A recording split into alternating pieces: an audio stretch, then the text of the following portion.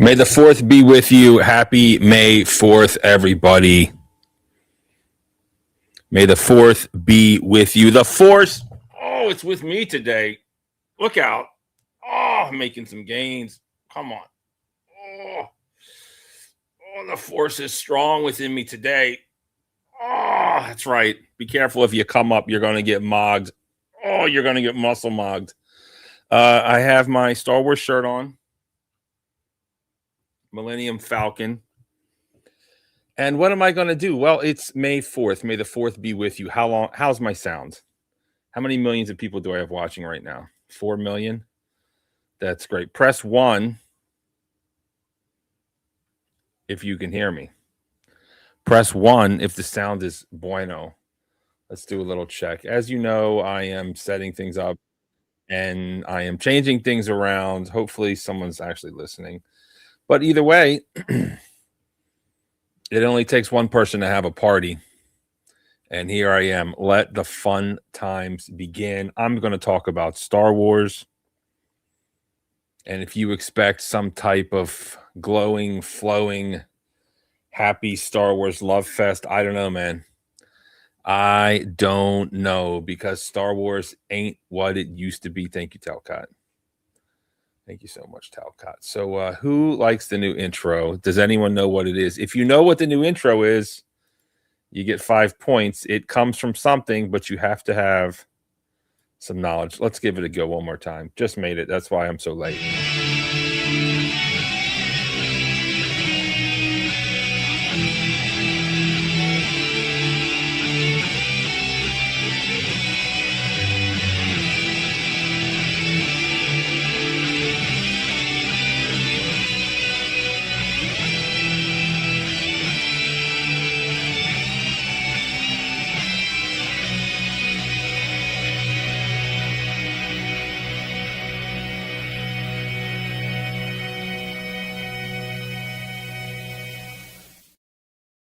What a great song. What a great intro. Does anyone know what that's from? Put it in the comments if you do. If you know, you know. Kind of a secret lore song, but there it is. There it is. So happy 4th of May. Happy May the 4th be with you. I don't know how long this May the 4th be with you thing has been going on, but it's exciting. It's like a pseudo holiday. It's kind of like July 11th. You get a free Slurpee. Of course, that's 7-Eleven Day. But May 4th. So I'm just going to talk about Star Wars. Thanks for listening. You know, when I was a kid, I was born in 76. As long as I can remember, Star Wars was in my life. Because the first one came out in 77. So it's pretty much there as long as I can remember. And I remember the toys were coming. I don't know what I saw first. I think I saw the toys before I saw the movies. Because the movies you had to watch on TV. We didn't even have a VCR back then. And I didn't see Empire in the theater, unfortunately. The first Star Wars movie I saw was Jedi. But I remember playing with kids. And they said, Darth Vader is Luke Skywalker's father. I was like, what? What? How does that happen? And it was like months or years before I even got to saw Empire Strikes Back, which of course is the best of the three, probably of all of them. And who had the toys? You know, Norman had the toys. He lived up the hill. He had the Millennium Falcon. He had the most toys. One of my favorite toys, and I didn't have this one. Does anyone remember the Tauntaun? Who knows what a Tauntaun is? The Star Wars Tauntaun, you could actually put players in the belly to keep them warm, remember? Remember what Han Solo did to Luke? And I just thought that was so cool. And I was like, I was hanging out with somebody, and my mom came over, and I was like, Mom, look at the Tauntaun. You can put the toy inside to keep them warm. She's like, that's great. And I was like, isn't that great? You know, when you try to get a toy, when you try to get a present. Look, this is great. Isn't this nice? You try to like plant the seed in your parents' head to buy you a toy, to buy you a tauntaun. Uh, yeah, there's a lot of that going on back then. But yeah, skip forward. First time I saw Star Wars was, of course, Return of the Jedi. And I saw it in the theater. And it basically blew my mind. Return of the Jedi in the theater. Thanks, Mom. Good call. I think it was just me and her. We saw it first. And it was so good. It was so good. We had to do a 2 for Tuesday. We had to go get my sister, someone else. I got to see Return of the Jedi original in the theater twice. Thanks, Mom. I got to see it twice. So that's pretty impressive. And and I loved it. I loved it. I thought Luke was so cool. I liked his black outfit. Of course, I love Princess Leia. I was like, wow, what an attractive lady.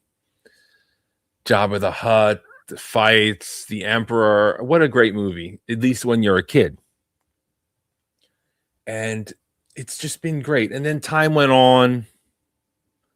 And then they came out with the next ones. Of course, I was a young adult when those came out. And I saw those. And they're cool. They're great. More or less. But you can never recapture the influence that Star Wars had on you as a kid. It's just impossible. It is just impossible to recapture that moment. And that's the thing when you are living life, even now as an adult. I guess like the first time is the best time. And you don't realize. Well, actually, I did realize it. I realized how special Star Wars was back then. It was such a great, such a great movie. And then they even had the Muppets had some Star Wars show. Remember that? Some cartoon. I would watch it just because they played Star Wars on the Muppets. Was it Muppets or the other ones? Something Muppet Babies. Anyways, Star Wars was great, but it wasn't like everything is now. Like, look, now I have a Millennium Falcon shirt. Okay. And you can get Yoda slippers. Yeah, Pigs in Space, I think, or something. Thank you. What's up, Void? You can buy so many products nowadays. There's so much stuff out there to buy. There's so much consumerism to buy. And the problem is, of course, what's the guy's name? George Lucas sold Star Wars. And I've tried to watch the new ones. I've tried to watch Mandalorian. And every now and again, they come out with a movie. I don't even think I've seen the last couple of movies that came out. I think there's a new Mandalorian. There was a Han Solo movie. Like, I have tried to watch these movies. I know movie theater, it's only $7 on Tuesdays. It's just around the way. It's not even a stretch. I can just go there on an afternoon. I can probably watch the movie by myself. I can slip in and slide out. It's not a lot of commitment. It's not a lot of cost. But even that, I can't bear to see it. The Mandalorian, what is wrong with The Mandalorian? It has the look. It has the feel. It has all the effects. It has all the lore and new lore. But it's just unwatchable. It's just unwatchable. And when you see the new Star Wars, when you see, you know what it is. It's like DEI Star Wars or something. I don't want to have overweight Jedi Knights, bro. What do the Jedi Knights say about being overweight? What do the Jedi Knights say about being overweight? I don't need to see all that. And I think about all of the virtue signaling. I think about all the liberalism that's in the new movies. And then I look back at the old movies and I'm like, man, those were so good. But then I think, wait a minute. Star Wars has always been some liberal fest. And it's really, I'm kind of having an existential crisis. Like, do I even like Star Wars at this point? Do I even like Star Wars at this point? So I'm just going to talk about the first couple movies in order and see. Let's revisit them. Let's see what's going on. And let's call out things that I missed as a kid. If anyone wants to come up, if anyone has a camera and wants to come up, that is, you are welcome to come up. You can tell me what you think about Star Wars of yesterday, today, tomorrow, and beyond. You are more than welcome to come up. That's what we got. We've got Legend in the chat. Star Wars could be somewhat of a documentary. Good versus evil is throughout the universe. Well, this is the problem, Mr. Talcott. Who are the good guys? What do the rebels even stand for? Rebels. Are these like moderate rebels? Remember that term? The moderate rebels? Are they like the Mujahideen turned into Taliban? What is the political stance of these quote unquote rebels?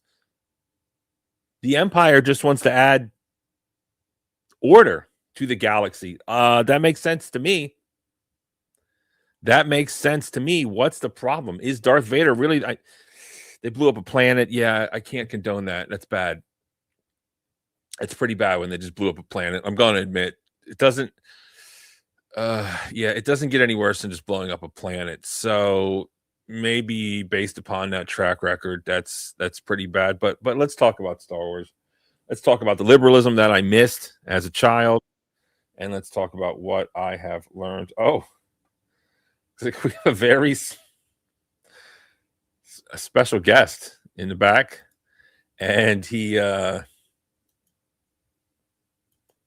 actually, I don't know what its gender is. Come to think of it, the gender is unknown, but we are going to bring Zur up, and we are going to see what we get into. Welcome to the stage, everybody.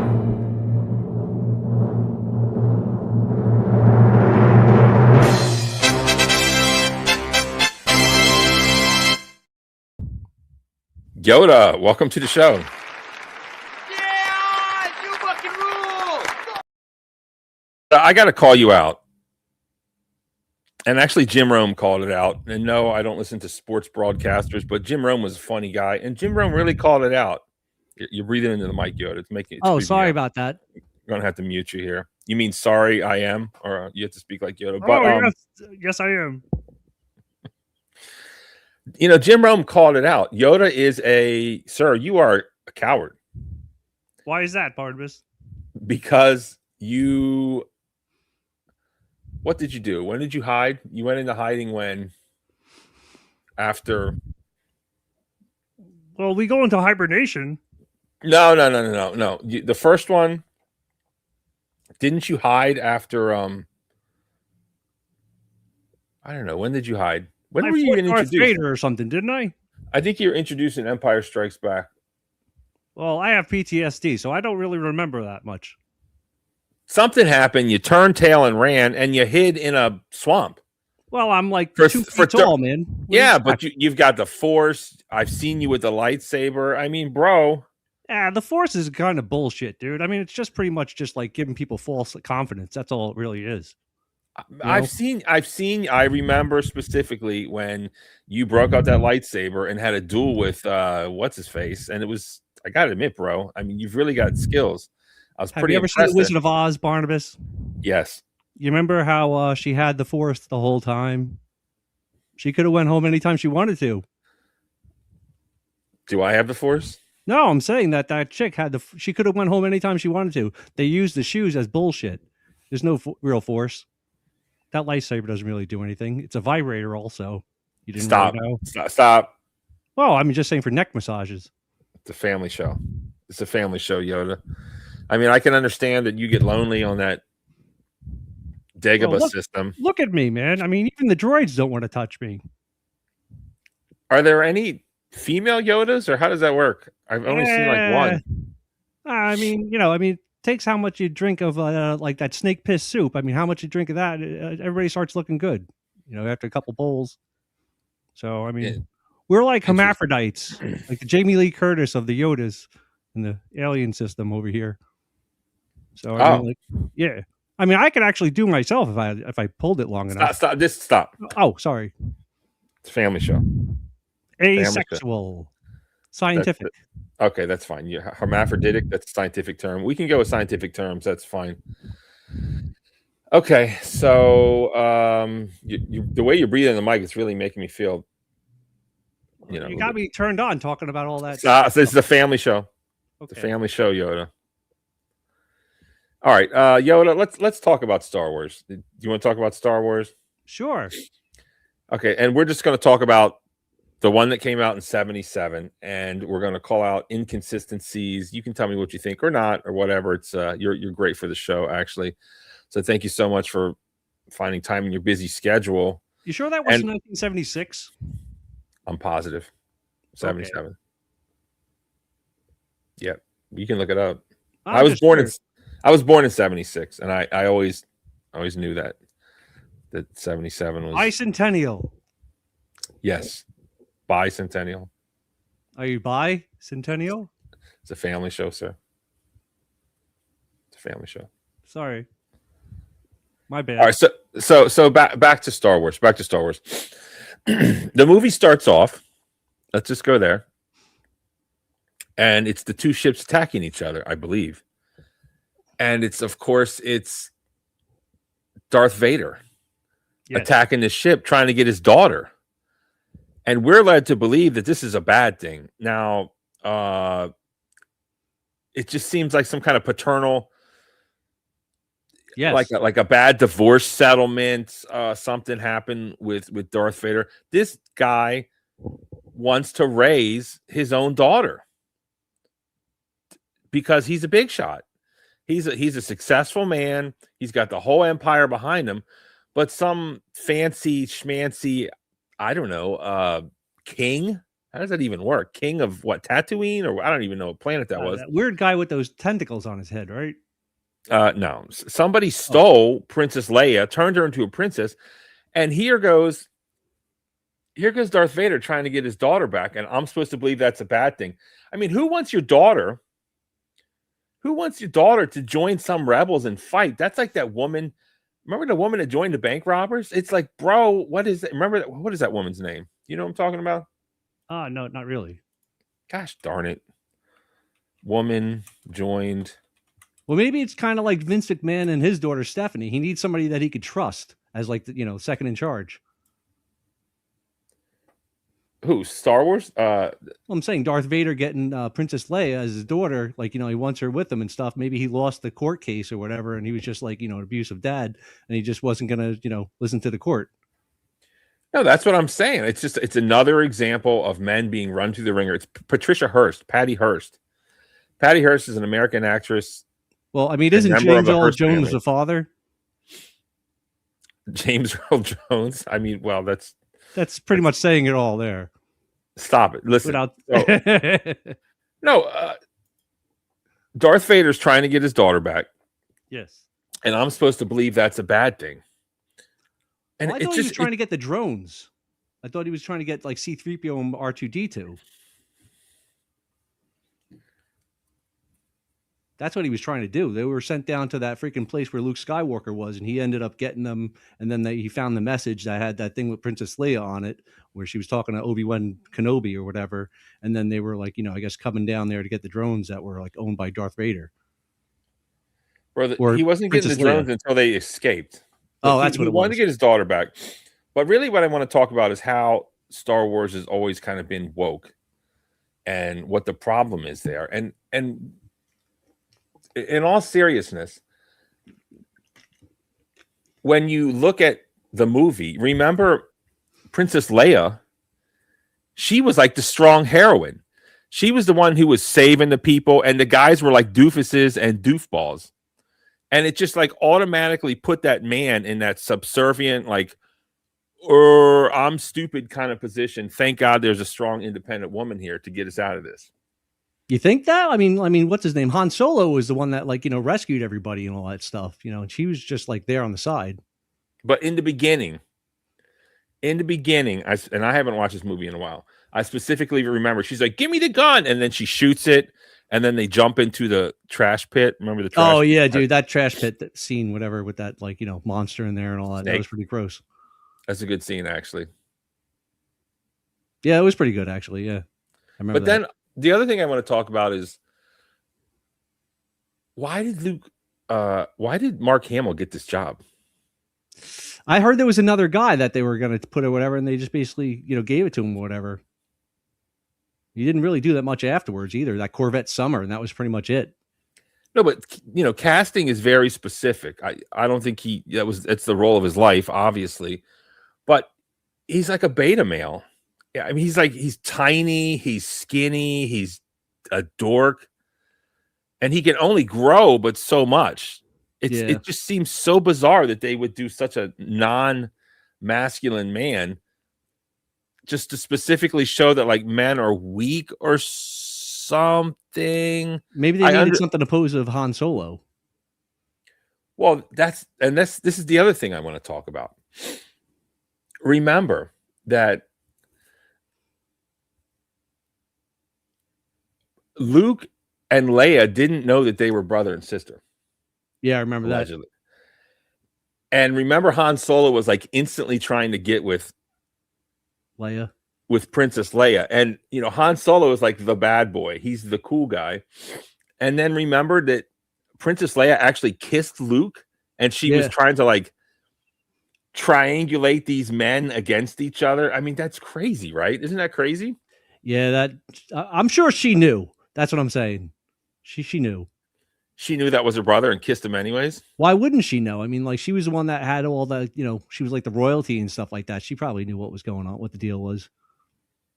And then, it was freaking royal people and stuff. I mean, was it Queen Elizabeth and Prince Philip? They were cousins. So, I mean, like, that stuff goes on. Princess Di and King Charles, they were cousins. It's kind of like the royal thing.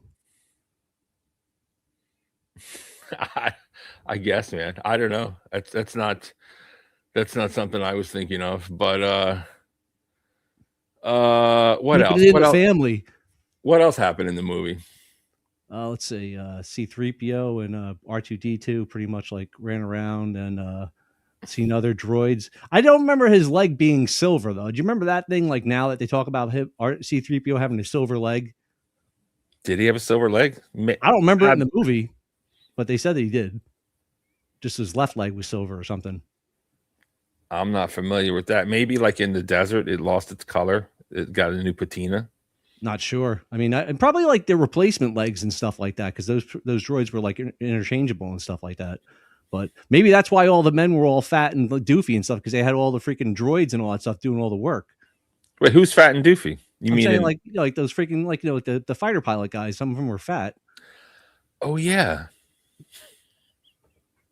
What's up with the fat guy? I remember him. That's crazy. I mean, if he's just sitting around flying and stuff, it's not like he's got to do any like working out. He just has to be able to breathe correctly. The fat and stuff kind of compromises that. But do you think that's the beginning of the fat acceptance movement?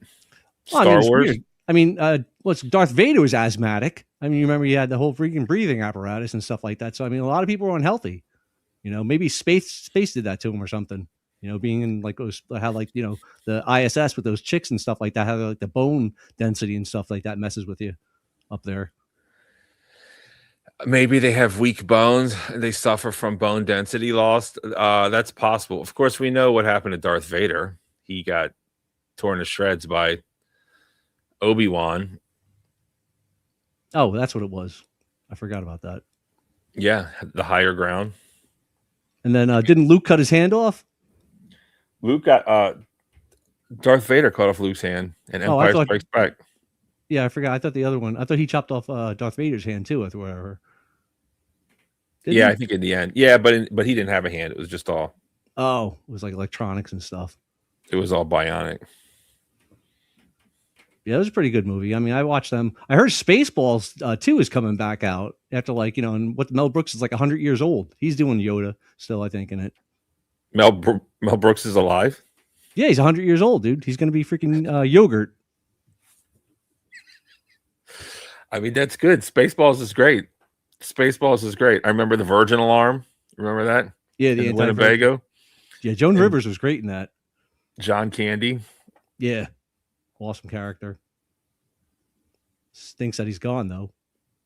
I don't know who they're going to replace him with. Maybe does he have to be fat? There's fat, funny comedians. Yeah, well, I mean, there are plenty of fat guys still left. I mean, some of them still around. Can't believe how many freaking comedians are gone, dude. It's ridiculous. Is it? Well, I mean, it just seems like that. Well, a lot of them are gone. I guess because just like Norm Macdonald went and stuff like that. Well, let's get back to Star Wars. Okay. I'm trying to pull this together here. I don't know. My force powers are feeling low right now, actually. I spent all my time in the intro. Did you see the new intro? Let's just play that. This is my shining moment. Oh, Have you seen it? I think I saw you put it up earlier. I didn't watch it though. All right, hold on. Watch this.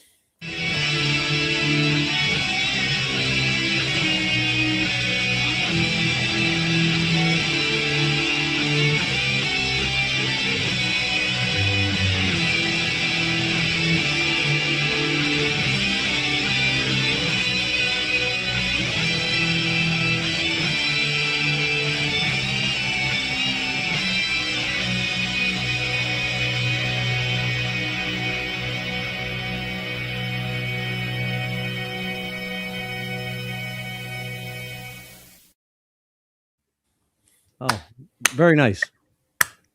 I'd clap if I had hands. It's great. Great intro, Barnabas. Good job. Great intro, Barnabas. All right, so let's talk about Star Wars. What do you call a droid that doesn't use deodorant? I don't know. C3PO.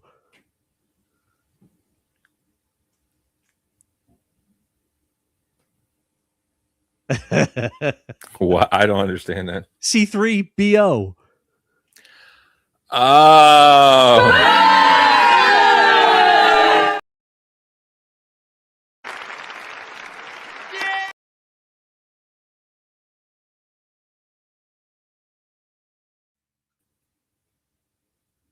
There you go. That's it. Yeah, that's all I got, man. What do you think about the new Star Wars? Do you ever watch those? Are you excited? There's probably a new one out. Did you know they came out with a whole Han Solo movie? Oh, really? I didn't see that. Right? I Could mean, you it's imagine like back then? Harrison Ford is in it? No, it's 2018.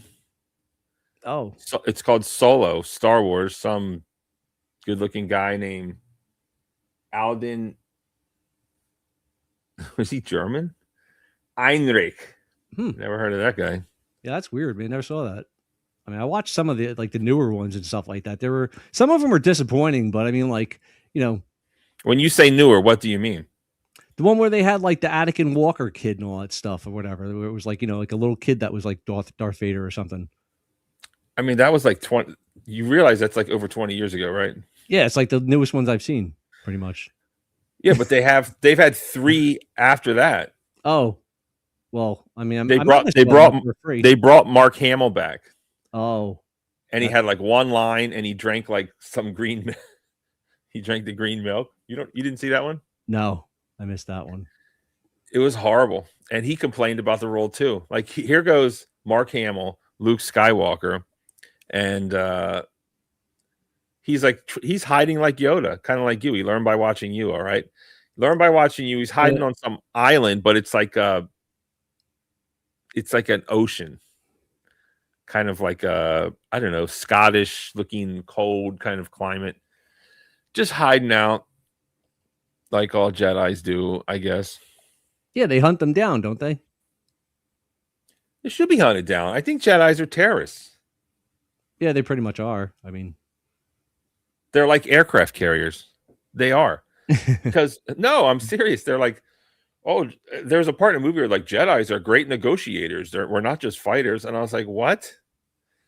So let me get this straight. When you want to negotiate something, you send a psychopath Jedi Knight with his freaking sword. I mean, bro, that's not negotiation. Those are negotiations made under duress. I'm telling you, the Jedis are the bad guys. They're terrorists. They're straight up terrorists. Well, I mean, isn't Darth Vader a Jedi, and the other guy that's like his like boss a Jedi? Well, they're trained. They're like the dark side. The dark Jedi. side, whatever that is. That's this. There's like a light side and a dark side. You know, I mean, James Earl Jones, he's obviously on the dark side. Stop. But no, but Jedi Knights are terrorists. They're the bad guys all along. Yeah, seriously, the Empire is like, listen, this planetary system is a mess, and you've seen some of these planets. You've seen these bars where they got people shooting each other, chopping off people's arms. Yeah, they're junkies. They're killing each other, bounty hunters and stuff like that. Like it needs order. It really does need order. And is it wrong of me to be on the Empire's on the side of the Empire? I was in the movies. I was definitely on the Empire side, definitely, when I watched the movies and stuff like that. I mean, I thought they needed that structure and stuff. I mean, the Death Star, that looked like a really nice place. You know, I mean, it might have been like, looks great, a little dark, but I mean, just a little paint here and there could have, made it a lot better. Yeah, a little interior decorating, paint. Look how clean it was. There's no litter. Right? No litter.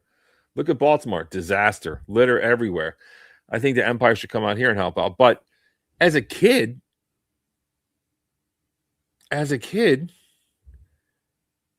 we were scared of Darth Vader. They made us to fear Darth Vader. They made us to fear these other people. And really, what do the rebels stand for? What's their political affiliation? Whatever is convenient at the moment, I'm guessing. Let's see. In Star Wars politics. Let's see if this comes up.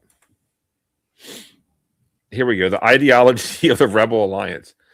The Rebel Alliance, or Alliance to Restore the Republic, was a political and military resistance movement dedicated to dismantling the authoritarian galactic empire and restoring democratic rule. Oh, see right there. Led by figures like Mon Mothma. I don't know who that is. They functioned as Was it the squid dude? I don't know who that is. Oh. An often military-focused centralized alliance aiming at legitimizing their cause as a lawful restoration rather than a separatist rebellion. It's so funny people talk about lawful. That reminds me of America talking about maritime law and everything we're doing in regards to this war is lawful. And I'm like, what laws are you talking about? You mean the ones you write and no one else agrees with? It's crazy. Here we go. Key political aspects of the rebels. Their goal. Their primary goal was to destroy the Empire's totalitarian regime and reinstate the Galactic Republic. Do you think that would be any better?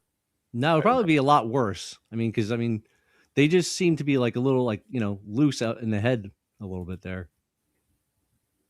Wanting to shoot everything up and stuff instead of having order, and just a little weird. I mean, if your name is Rebel, it's like when Obama said, we're going to arm the moderate rebels, or whoever said that.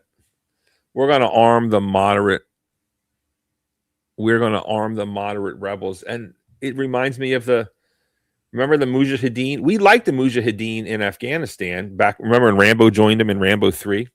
Against the Russians. Yeah, they're freedom fighters. They're great. We love them. Let's give them guns and bombs and the surface to air missiles. And they were great. And then all of a sudden, after Russia left, America's like, hey, let's just do the same thing Russia did, but fail harder. Yeah. For 20 years. Oh, now they're not freedom fighters because they're fighting us. Now they're terrorists. Now they're rebels. They turned into, what was it, the Taliban, or what was the other name? Taliban. Taliban K or something. Al-Qaeda. ISIS, Al-Qaeda. Bro, there's just so many ISIL. What was that? That was ISIL. Obama's favorite group. He's the one that mentioned that. That's all I remember from Barry saying that. ISIL. I'm like, ISIL. A little weird. We need a list of these boogeymen. We need a list of the boogeymen. Yeah, I mean, that probably could help. But then again, they could always change their names. Yeah, I don't know how Mujahideen turned into Taliban, but here we go. Let's read about the Rebel Alliance the structure. They function almost like a military government. Oh yeah, that sounds good. That's what we want. A military government led by Mon Mothma. Who's Mon Mothma? I Do don't we know. know this? Let's look this up. What was their stance on abortion? Oh my God. No, stop. Of course, it's okay. Here we go. All right, this is the leader of the Rebel Alliance. I'll put her up on screen if I can figure this out. I don't really remember this. Oh, I think I maybe remember Mon Mothma. She is a human, and she's the leader. She definitely. Oh, we don't need that. She definitely voted for Kamala. I bet my life. Yeah, that's a dud. I guarantee you, she voted for Kamala. 100%. Let's see if I can find this. Oh, I'm still trying to figure this out. Darn it.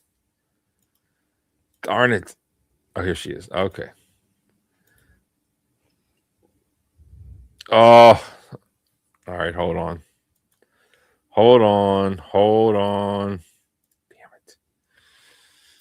Damn it. What do you think Mon Mothma looks like? Let's see if we can share the screen here. Let's see. If it's Star Wars, actually, most don't likely. Don't say it. Oh, go ahead. It's family show. James Earl Jones type of relative. Oh no! Wow, shocking. Right. A ginger, which just happened to have the same letter. Like she looks like the leader of the European Union or something. Oh yeah, Thatcher or something like that. Or Ursula von der Leyen. She's got an Adam's apple though. Would you rather follow her or Darth Vader? I mean, come on. Oh, Vader, totally, man. Got the way better suit and shit. Yeah. Cooler freaking technology. They're not like living in freaking like caves and shit. No way, man. Like it's way better with the freaking Empire. They probably got like a better freaking health plan. Health plans, man. So, but that woman, I wouldn't follow her anywhere. Hey, Jay Rillo, what's happening, man? I don't want to perish, but I definitely don't want to perish because she sent me to go blow up the Death Star. What? Like, you do it. No thanks. I know. You never know when Aunt Flo came to town. Whatever your name is. Yeah. That's enough. All right, let's get back to the politics of the rebels. So they function almost like a military government led by Mon Mothma. So basically, we don't like the Empire. We want a military dictatorship run by Mon Mothma. No thanks. They avoided establishing a formal Senate in exile to avoid being mistaken for the defunct, ineffective Confederacy of Independent Systems. I don't know all this stuff. Let's see here. I never really knew what was going on with that stuff. Ideology. Idealists within the movement, like Mon Mothma, fought for democracy. I thought they were fighting for it to be a republic, which is not the same as a democracy. A democracy is one person, one vote. A republic is you vote for someone and then they vote for you, which is what America is, actually. So there is actually a difference. Fall for democracy, the rule of law, and equality, positioning themselves as a moral alternative to the empire. The origins. The movement was founded by politicians like Bali Organa. I don't like the sound of that name. Bail Organa, who saw the republic's democracy crumbling and wanted to combat Chancellor Palpatine's growing power. Why not peaceful resolutions? It's toxic feminists. Methods. While fighting a guerrilla war, the rebels sought to distinguish themselves from terrorists by striving to uphold the moral high ground and values of the old republic. Oh, hold on. Do you want to come up, Rillo? Yeah, man. Let's see here. Let's post. There we go.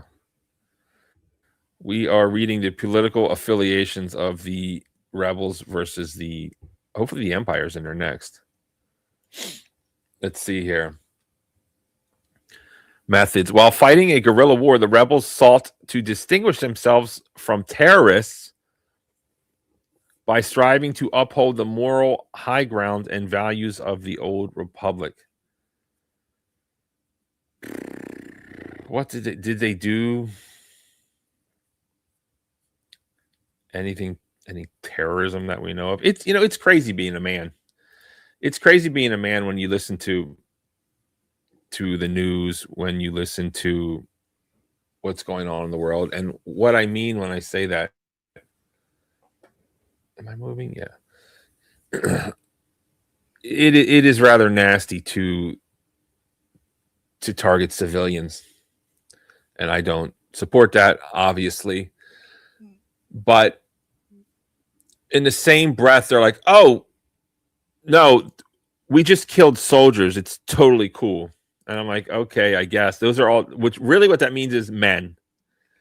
And it's for some reason, it's like, oh, it's okay. Don't worry. It's just a bunch of men. We just blew them up. Well, I mean, there were contractors on that Death Star. Remember that? And families and stuff. I'm sure there weren't just a bunch of men on the Death Star when they blew that up. That was like a terrorist act. On the Death Star. Are there families on it, or was that only a military operation? Had to be. I mean, it was pretty much just like, a moving like military base. City. So. Yeah, did they target civilians? Well, I mean, it did blow up a planet. Well, I'm guessing if you're on the Empire side, you're pretty much an enemy. So they probably don't consider those civilians like, good people. Yeah, how is it any different? The Death Star basically is kind of a planet. It's got its own orbit, pretty much. It is a planet. It's like a moon. Yeah. It's like a small planet. And it's a small planet that can blow up planets. Okay, that's dangerous. I get it. You know how smart you got to be to build that freaking thing? Bro, I can't even imagine. It's like Oppenheimer and what's his face on steroids. Yeah. I mean, that's pretty much what it is. It's like they're the smarter, group, and the other ones are pretty much just trying to take what they have. It feels like. Oh, maybe I should watch The Mandalorian here. I was talking about The Mandalorian before. It's just there's just something wrong with The Mandalorian. It looks good. It's got all the elements. They spent zillions of dollars, but it's just so boring. It's just it's like trying to watch Solo, the movie. No thanks. Is that the bounty hunter guy? I think it's a series. Yeah. Oh. It's a series. Boba Fett guy, right? Yeah. Oh, looks like Rillo's kind of the expert. Too bad he's not here. He's making gains. Oh, bro, Rillo, I hope you look at hold on. Let me mog Rillo for a minute. Hold on. Bro, you better get back in that gym, boy. Come on. The force is strong with me today. The force is strong with me today. Come on, Rillo. You better do those. Oh, you better get that set in. Come on, Darth Maul. You know what the word mog means, Yoda? What is it, like showing off? Yeah, something like that. Okay. Mogging. It's a new term. Yes, so how are the rebels any better than the Empire if they're blowing up these little mini planets? Answer, they're not. Yeah. I mean, the Empire just seems like the better choice. They got better ships, cooler looking things. Bro, hold up. Not even once, bro. Natty for life, bro. Come on. You wish. I'm not saying in the future I won't get on TRT, but I haven't done it yet. Saying my prayers, doing my training, eating my vitamins, and they're not TRT. The problem with TRT is once you get on it, you can't stop. Who wants that? I know I don't. Not yet. Not until I do everything I'm supposed to do and still fail. if I didn't, if my body didn't respond appropriately to proper training, then it's time for TRT. But until that point, it's not. I'm good, man. But anyways, yeah, the Death Star is a small planet, and they just blew it up so callously. And Jay Rilla, where there was families on the Death Star, I guess. But let's finish up the ideology of the rebels. While fighting a guerrilla war, as we said, the rebels sought to distinguish themselves from terrorists by striving to uphold the moral high ground. Yeah, they're not moral. That's the problem. That's the problem with lefties. They always think they're morally superior, and they're not. They're not morally superior. They have a different idea. It may be better. It may be worse. That's always up for debate. But they're not better. They're not better. Because what do they think is going to happen when this Mon Mothma takes over? And they're going to have a military dictatorship? Oh, that's so much better. It even says it right here. They have a military, what is it? Military government. Yeah, another name for that is military dictatorship. That is not better than the freaking empire methods. They just want a republic. We're going to read about the empire in a minute, though. Fighting, we did that. Diversity. The alliance has a mix of different political factions, including idealistic politicians, military officers, radical separatists like Saul Guerrera, I don't know who that is, who all united to stop the empire. The rebels represent a coalition aiming to bring back a functioning democracy. Do they want a republic or a democracy? Because really we need to know the difference. Acting as a direct mirror to the empire's authoritarianism. It's just authoritarianism wrapped up in a leftist ideology. I don't see how it's any different. Yeah. What do you got going on here? Oh, that's my little girl Caitlin over here. You ever see her? Caitlin Hashi?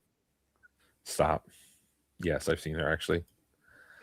Can you thank you. It's a family show, Yoda. That's okay. That's better. There we go. You got your girl on here too. I don't know who that. Good morning, Sunday morning. I think she quit, right? She finally I know who Nancy is, but she's done, right? Oh, I don't think so. She'll never go away. Yeah.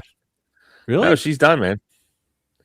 I know she's not running, or I don't know if she's out yet or whatever, but yeah, she's done.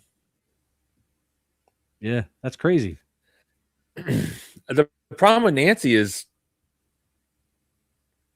well, there's many problems with Nancy, but she's like 80 something. Oh, she's like maybe 84, I'm just used to plastics. Maybe I'm so accustomed to plastic surgery now. I look at her and I think, hey, it looks pretty good. Right? Well, I mean, yeah, she's for one of the old ladies up there. She's like better than most of them. I'd say that, When she was younger, she looked pretty hot. Most 84-year-olds are buried in the ground. Oh yeah, that's true. So I heard her husband had the COVID loans or whatever. Whatever she was, senator or something. At 84. COVID what? I heard her husband. Loans. Yeah, got like they're crooks. Loans. They're crooks. They're criminals. I felt bad for him. Well, he got hit in the head with a hammer in his house, which is crazy. I heard that wasn't the first time the cops were called for that same guy. Can you imagine? Come home. Yeah. Could you imagine coming home and there's a man in your house and you're like 80 something and he smashes your head with a hammer? That's horrifying. He knew him. And remember, she was third in line for president. So can we? Yeah. Why does shouldn't third in line for president have a bodyguard? Yes, is what I think. That's my answer. Well, she was in Washington when it happened. Purposely, it seemed like, and he was alone over there in San Francisco. Well, I guess, yeah, I guess we don't need to protect the husband, but she needs to be protected. But I couldn't imagine if someone broke into my house and hit me in the head with a hammer. God, I would be so mad. And then it's on video. For him to do it. And he's like knocked out. Yeah, it was his boyfriend, Jay Rillo was right. A Canadian too. That's the weirdest thing about it. Let's get back on track. Yeah, That's kind of an old story. Interesting story, nonetheless. Yeah. I'm glad he's back. That was right after he got a DUI. Remember that? He got a DUI Oh. in Martha's Vineyard. Don't you remember that?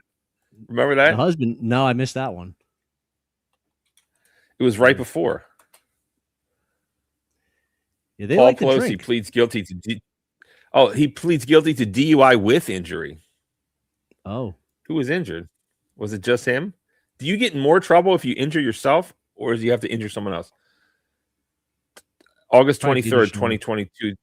Today, Paul Pelosi was convicted in Napa County Superior Court on charges filed by Napa County District Attorney's Office, automobile collision and driving under the influence arrest. Mr. Pelosi pled guilty to the charge of driving under the influence of alcohol, causing injury. The matter was heard. Yada, yada, yada. Who was injured? Was it just him? probably. Present courtroom. Mr. Pelosi was not. La da dee, la da da.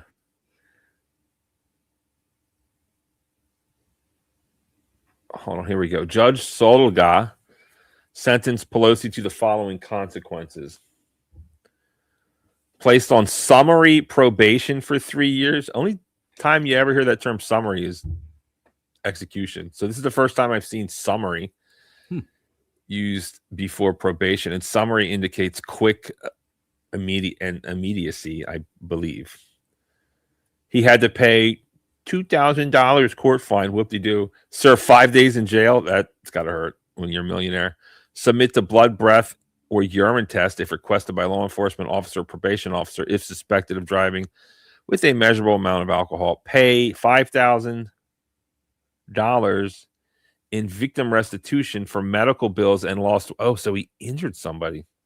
Oh, I wonder if there was a lawsuit. Oh God, if I have to get hit, if some drunk driver hits me, please let it be Nancy Pelosi. That's all I gotta say. Immediately, or like, who would you want to get hit with by the most? Like maybe Elon Musk in his Tesla. That would be great. yeah, Musk definitely. He's got freaking endless pockets In a Tesla, and it was like if he was like drunk and there was something wrong with the Tesla, but he had to like pay for your silence, like a lot. Oh, that'd be fun. Immediately enroll and pay for and successfully monitor license 3 DUI program for 3 months. He can't. He needed a breathalyzer in his car. So he just has an assistant come with him. Yeah, man. When you're that rich and old, Why wouldn't you have a freaking chauffeur? I think he lives a dirty life. Too. Yeah, that's what it is. You can't have any witnesses to what the hell he's doing. That's the problem. He wants to hide his life, and I get that. And if I woke up a billionaire,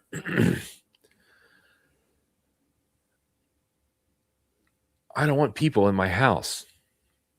I don't want chefs, maids. I don't want that stuff. I just don't. I don't want people in my space. I don't want employees like looking at my life. Yeah, I guess. You do what you got to do. I would like police outside. I mean, the fact that guy could come around and do that stuff kind of would be like a little scary, being that she's like so high up there. Unless it was planned.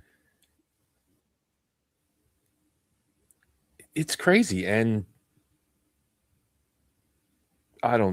he didn't deserve that, but these are the people that are like, defund the police and all that stuff. Okay. Now you get hit in the head with a hammer by a man. You know what the weirdest thing was? The guy hit the guy in the head with a hammer, and then they stunned him with a taser. It's like, why didn't you use a freaking regular pistol? You're breaking up. Oh, I said, why would they just use it? Can you hear me now? What's that?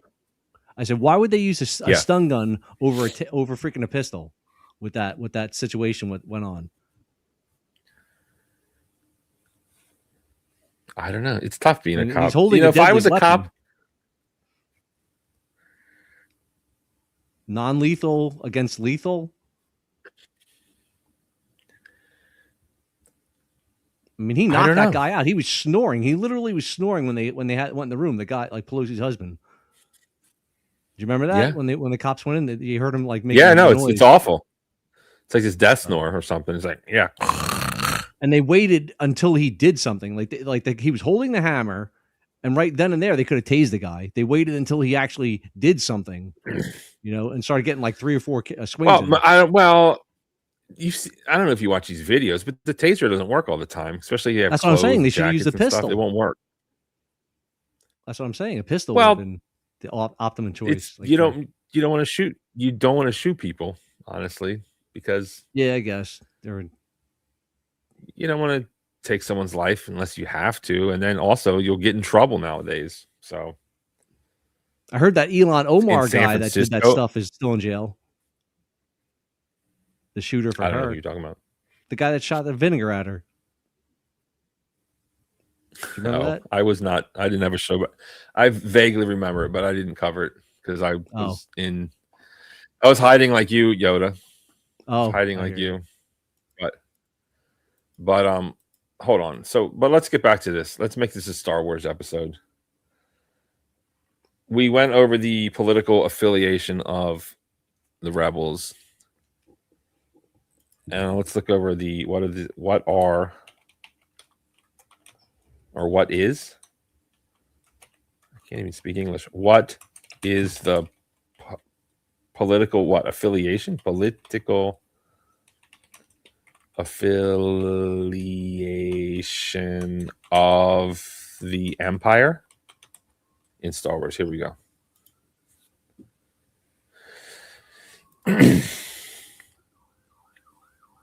I wonder if it's just one galaxy too. That's something I don't know. But the Galactic Empire in Star Wars is a totalitarian fascist military dictatorship defined by its New Order ideology, characterized by centralized power, human supremacy, and strict militarism. Yeah, that's interesting. That's the first time I've seen that because, of course, in Star Wars they have the guy General Akbar. He looks like an Oscar fish. I don't know if you know that is. It's a trap guy. Yeah, that guy. He looks like a squid. Looks like a fish to me, but he seemed pretty smart. Maybe they are smarter than humans. I don't know. Well, they got bigger heads. He's like a dolphin, kind of. But elephants have bigger heads. Oh yeah, well, I mean, they could be smarter, but they probably just look out for themselves, like Spock and all that people. You think elephants are as smart as humans? They just don't have hands. Well, I mean, they seem pretty smart, but I mean, who the hell knows what's going on in there? I mean, they got big. I know dolphins are really smart, but never really seen an elephant really. Am I frozen? Yeah, you're frozen, man. What? You can hear me? I thought you know. Yeah, I can hear you. There you go. Are you plugged in or are you on Wi-Fi? No, I'm not on Wi-Fi. How long have I been frozen? It's like 2 seconds, it seemed like, till you noticed. Okay. There you go, a little bit. It's like getting choppy a little bit there. You can still hear you fine, though. Let me, got a special... That's okay, that's the important thing. I got a special guest in the back. Sweet. Special guest in the back. Let's bring him up. Let's bring him up in the customary fashion.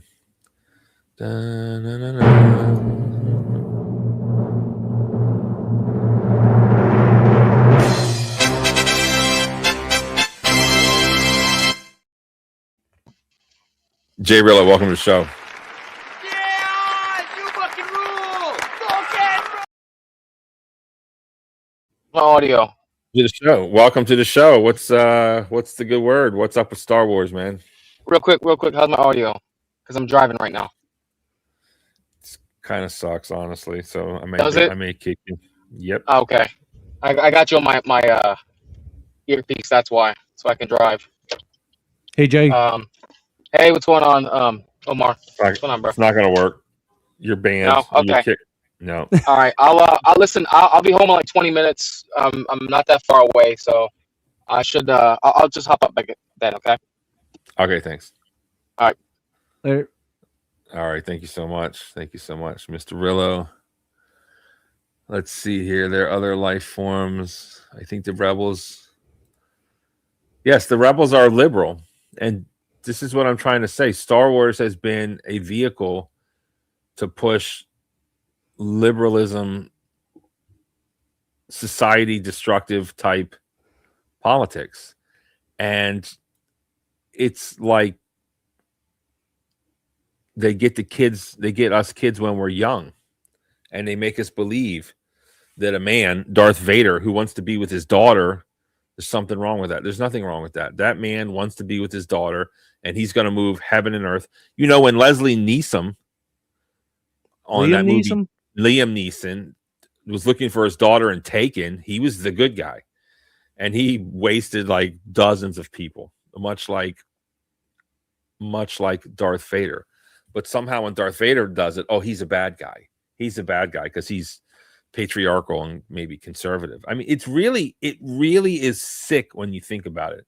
When you think about what they did to us as children, when they think about how that's pushed upon us. And now I really understand everything. I totally understand my dad now. It's a little too late now, unfortunately, but it all makes sense. Did any of that make sense to you? A little bit. Anyways, let's get back to the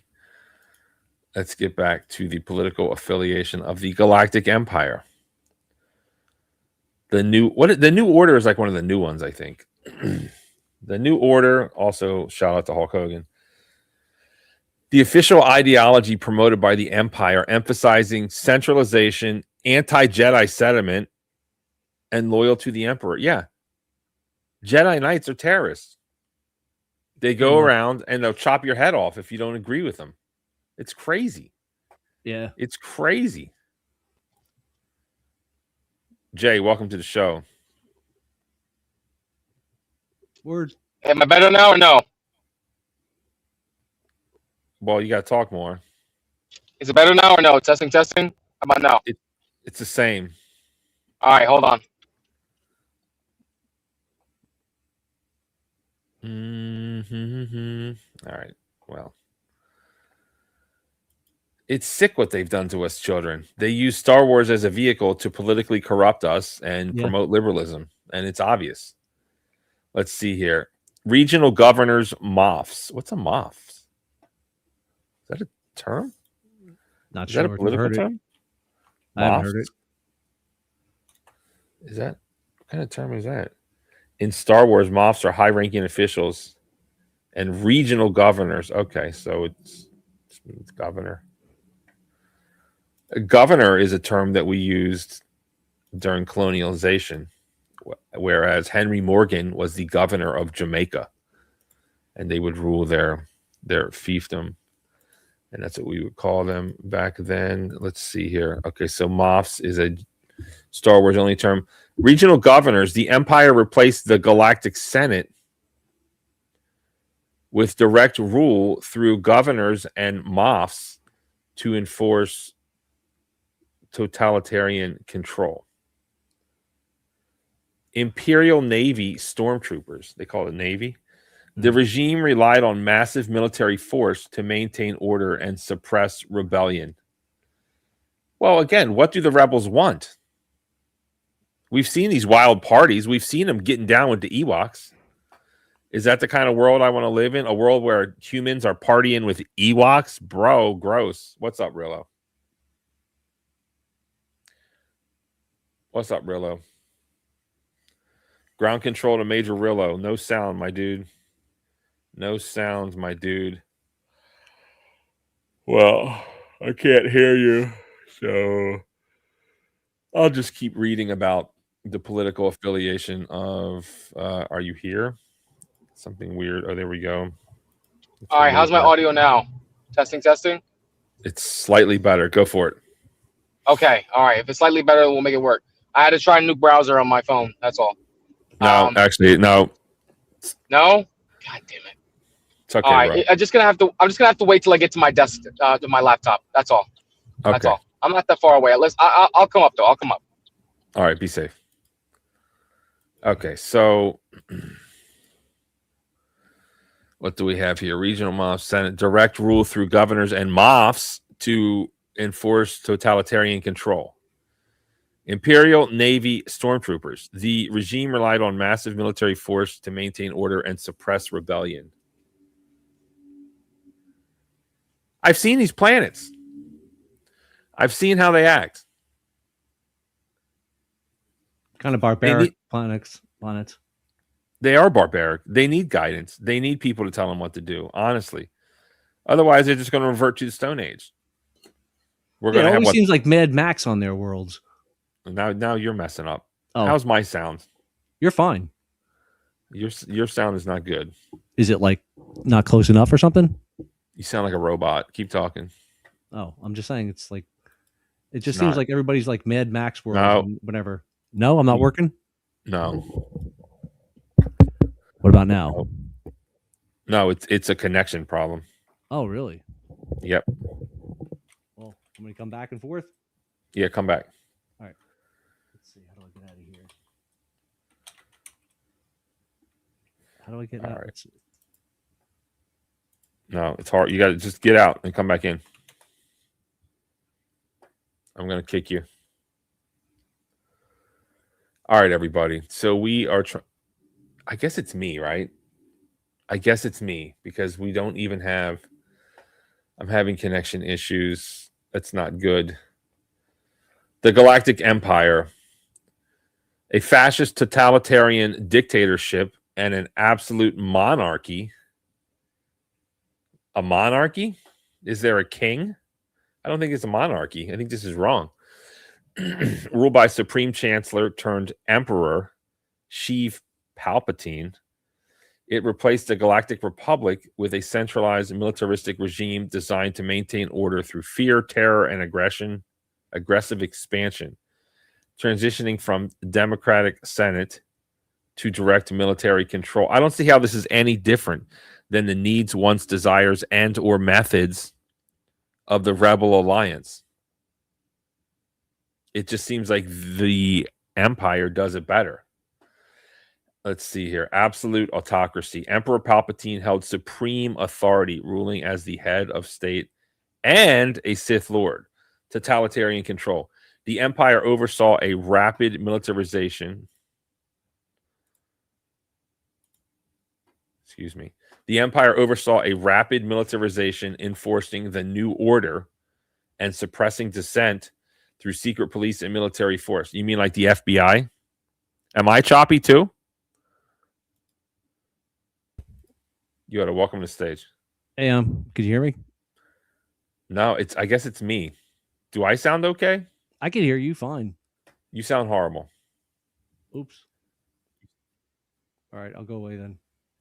Hold on. Let me get you out of here. Hold on. Hello. I sound horrible too. I sound fine. Are you sure I sound fine? Because I'm listening. It sounds like crap. Hello.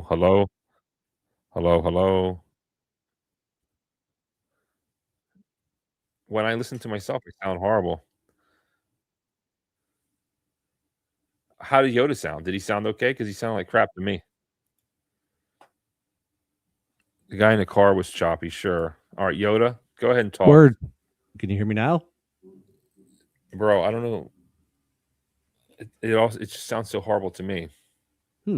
Weird. Keep the show going. Yoda was I can fine. hear you. Okay. Ugh.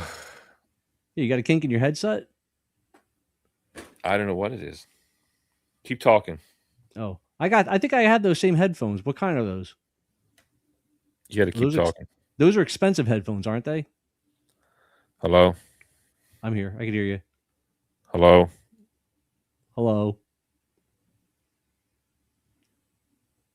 Maybe my headset. All right, let's try something new. Hold on. Yeah, I think I had those freaking headphones. Bear with me.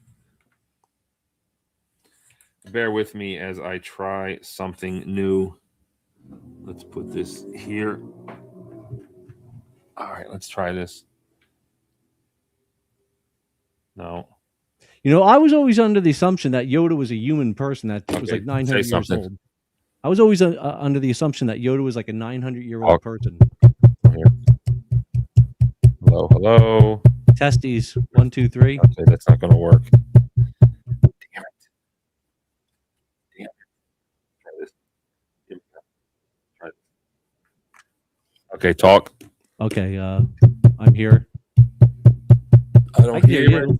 Gosh darn it. Did you break it?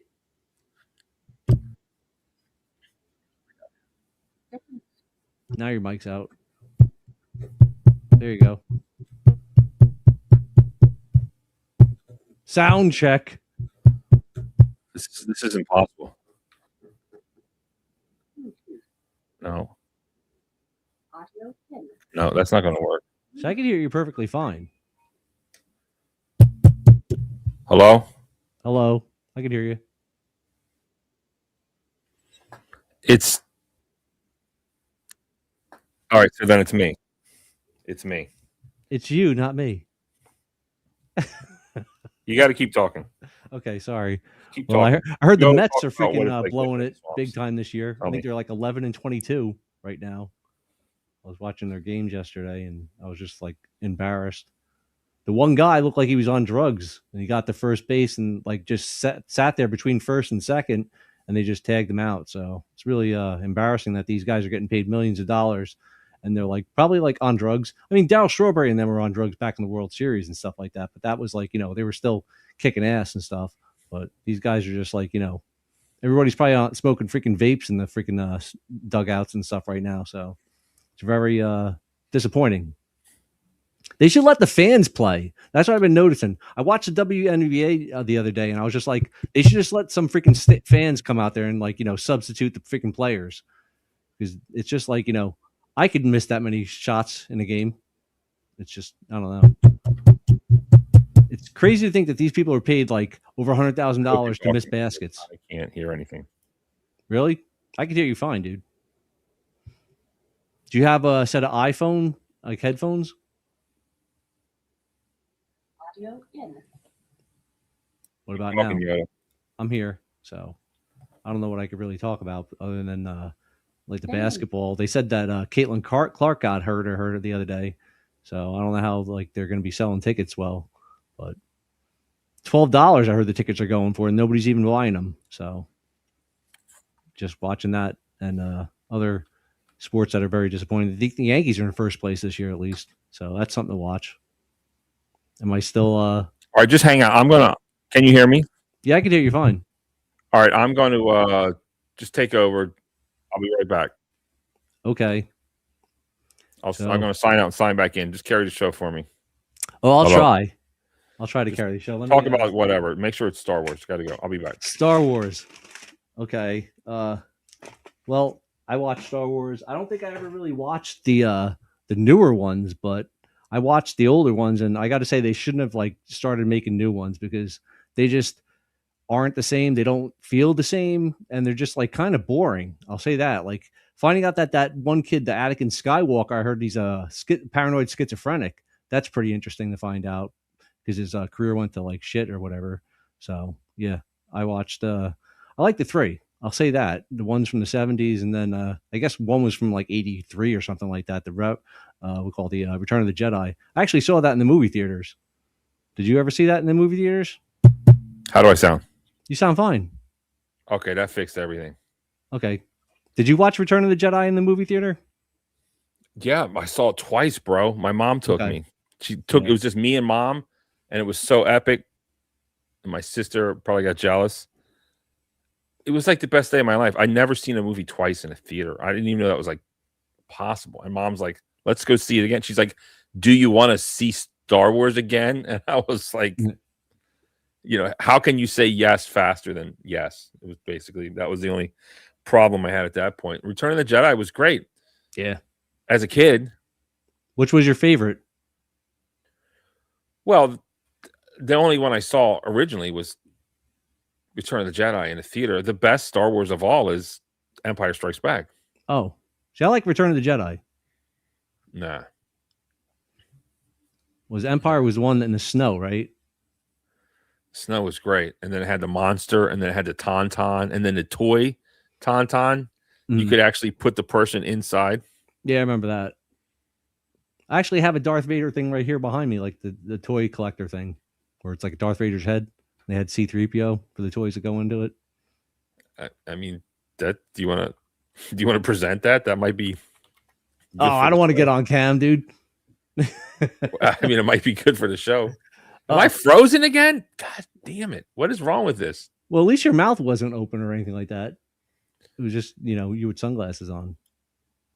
I just got actually my thing's like it's underneath a bunch of stuff over here. So I got like, crap on crap over here, which just, all my G.I. Joes are in it instead of freaking Star Wars characters. I don't think I have any Star Wars. I have Star Wars cards. That's the weird thing from like the 70s or whatever.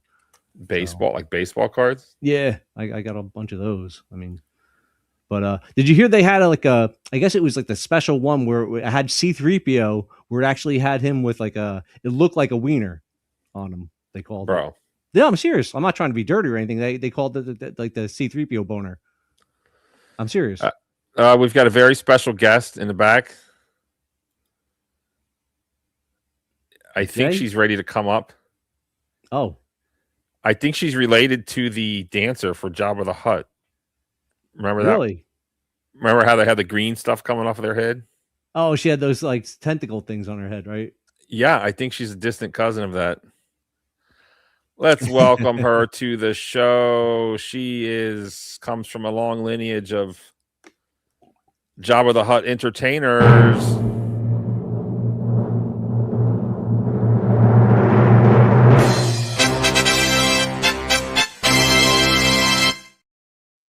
Howdy. Anna Hello. Miller, welcome to the show. Yeah, you fucking rule. Fuck. So Thank you so much for coming to the show, Miss Miller. yes, I came in like pretty bra, but I do have a mask if you need me to put it on. That's cool. It's not Star Wars related, is it? Is that a character? No, but I mean it lights up. It could be like Star Warsy. My husband is a huge Star Wars fan. Like, look. Who am I a part of? Am I Rebel Alliance? And what kind of Sith am I? It looks like one of those masks for beauty. Is it like It one of is. those? That's what it is. Oh, it is? Yeah, this doesn't happen, by magic. I mean, yeah, you should wear it maybe. So there's a lot of work that goes into being late. But no, I like. Wait, can you wear the mask or not? That might be good content. We've got 4 million people watching. Well, no, because I don't think you'll be able to hear me. And besides, I have to do my beauty. I've got to. Okay, I was cleaning up Star Wars stuff the whole time. So, my husband is a tremendous Star Wars fan. He even likes the animated series.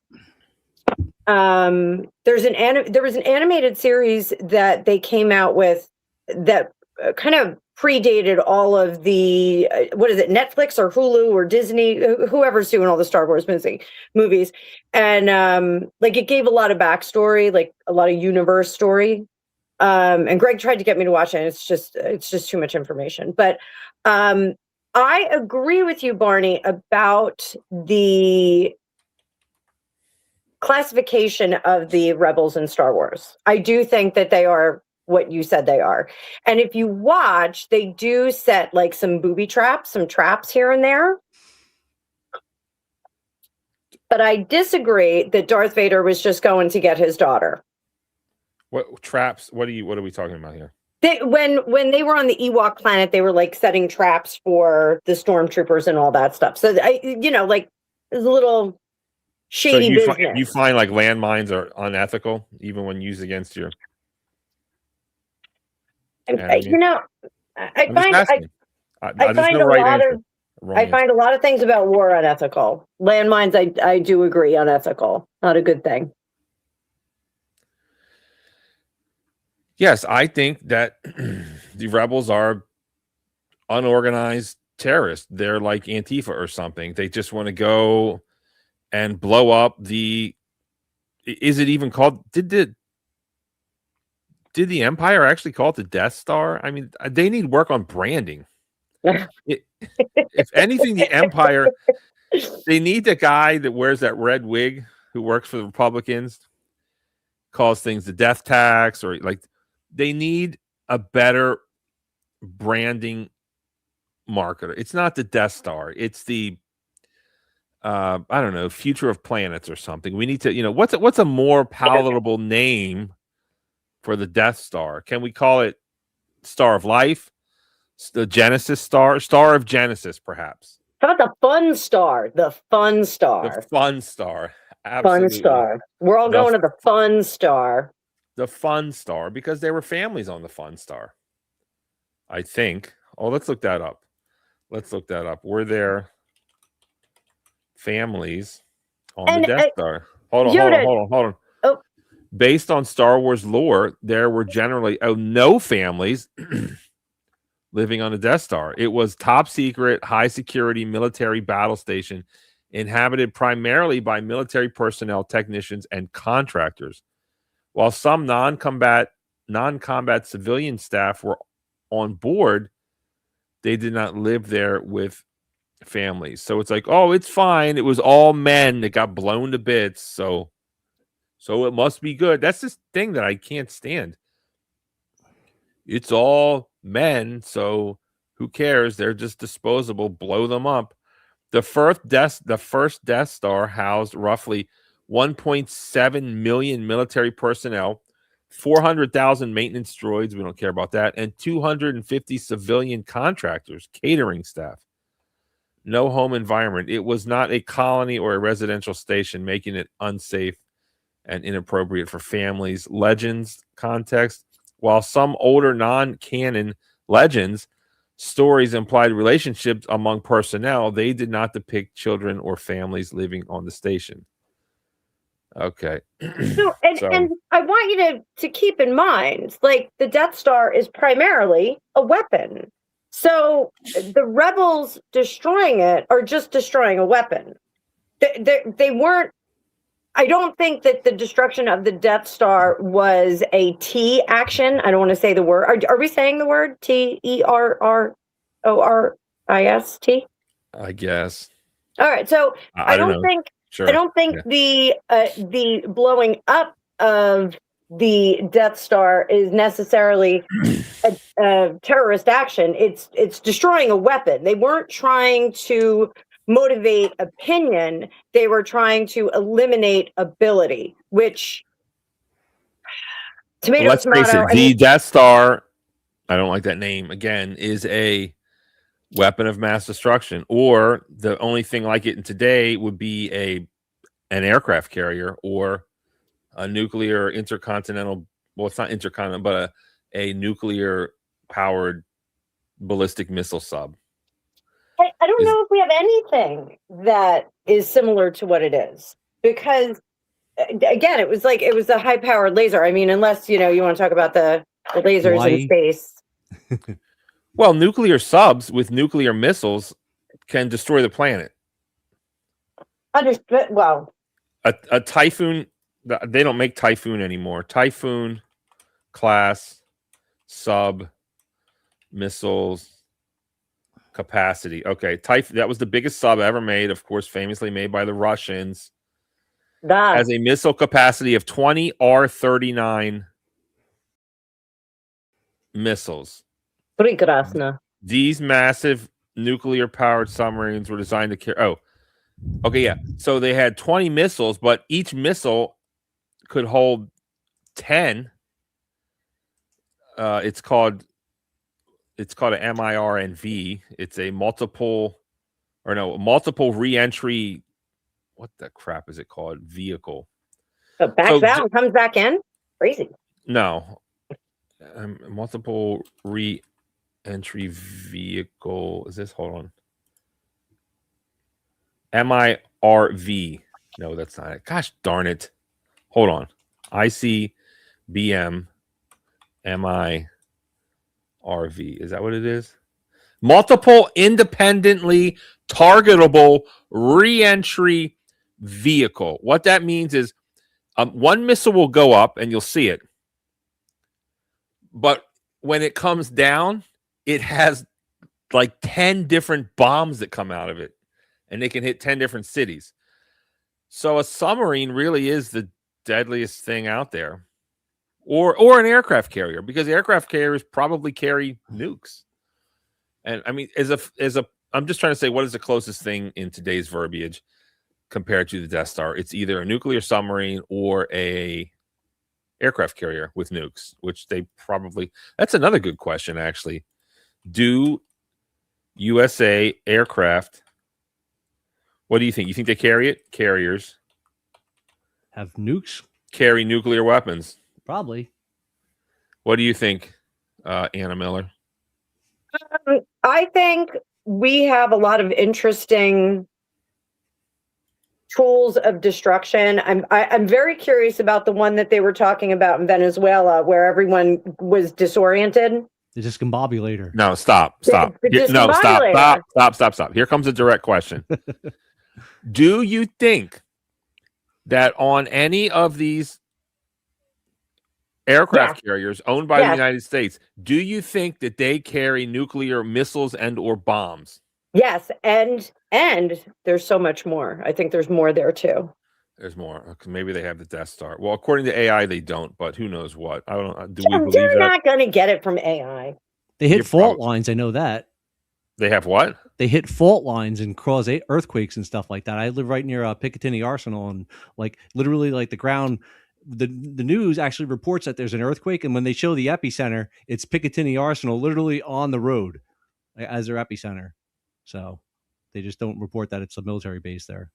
So Wait, America can purposely cause earthquakes? Is that what you're yeah, saying? Hell yeah, I believe that. I don't. my best friend was on the USS Honolulu for like 8 years, and he confirmed that they can cause earthquakes anytime they want. Don't earthquakes cause like tsunamis? Yeah, that's what the whole point is. Remember that transformer named Rumbler? Not really. Which one was Okay, he? Never mind. Was he in the Jeep? He was one of the cassettes that came out of Soundwave. Oh, he had, like, these- yeah. he had Or those two Laserbeak. arms that were like. Well, there was like Laserbeak, the dog, and then Rumbler. I never liked Rumbler, but he That's can weird cause that earthquakes. Soundwave have like men come out of them or robots. Well, you know, it's a strange world, Cybertron. What was the dog or the panther cassette? The dog was I know Laserbeak was the bird. Laserbeak. I didn't have Transformers. Oh, Ravage was his Ravage, name. yeah. The Decepticon spy transforms from a cassette drone into a panther-like beast, Yeah. often commanded like a hunting dog. Interesting. Not to be confused with the Thundercats. Okay, so we talked about Princess Leia and how she was so strong and courageous, and she had to show these slacker men how to get it done when she grabbed a laser, shot the wall, jumped into the trash pit. Almost got them killed. Thank Almost you. got them killed. We talked about how she triangulated Luke versus Han Solo. We didn't talk about how they try to encourage us to be like Luke. Like, hey, you're a dork, but just be a nice guy. And don't worry about Han Solo, the bad boy. He's just a friend. And look what happened in the end. You see what happened in the end. Those two got together and they Facts. made something worse than Darth Vader, allegedly. Facts. The A lot of spawn facts. the spawn of Han and Princess Leia was allegedly worse than Oh. Darth Vader. Is that which Darth is- Maul? No, it was I don't know, that famous guy now, the new guy. What's his name? Kylo Ren, played by Thank Adam you. Driver, who is a phenomenal actor. I like that guy because I think he's ugly. He's like ugly, hot. Does that make sense? Yeah, he's Hollywood ugly. Is it the dude from Train Spotting? No, Ewan McGregor. Oh, Kylo Ren. Adam He's, Driver. He was a Marine. Was he? Oh, I didn't know that. Yeah. And if you want to have a real good laugh, look up any of his performances on Saturday Night Live. He is an absolute riot. No, I saw that. That was great. So Baby in the Plane? No, when he was undercover boss, but Watch when he's a baby on the plane. It's one of the funniest things I've ever seen. I had to stop it like 10 times. Hugely hilarious. Oh, that dude! I remember that guy with the big schnoz. yeah, Does he have a big nose? Oh yeah, I guess he Huge. does. It's looks Huge like in nose. 3D almost here. He should have been Severus Snape in the remake of Harry Potter. Oh, you're getting too nerdy. Honestly, no thanks. I don't think I've ever watched a Harry Potter. It's May the 4th, dude. What do you, this is what you wanted. This is what you asked for. No, I asked for This is Star what you Wars. Like said, I'm a you nerd. I'm a nerd. I'm a dork, but and I saw Harry Potter. I saw the first one, and then I saw the second one, and I was like, "What am I doing here?" I was like surrounded by kids. I was like, "This is weird." No thanks. That's gonna be a pass. That's a pass for me. No, I like this guy. He, as I've said before, I'll say it again. Anyone who's not traditionally attractive and or ugly, they're not getting by on their looks. And this guy has just kind of, with his BDE and his swagger, just forced himself upon the world successfully. So shout out to him. Shout out to this guy, Kylo Ren. Should we clap? Yes. Oh, He has the kind of like the German soldier thing where they have the scar on the side of their face where they always like put the knife mark or whatever. That scarring. well, that's not real. That's not a I'm real just scar. saying, like you know, like they would do it to make themselves look tougher. Well, the Germans had this weird sword fighting thing they used to do. It's so bizarre.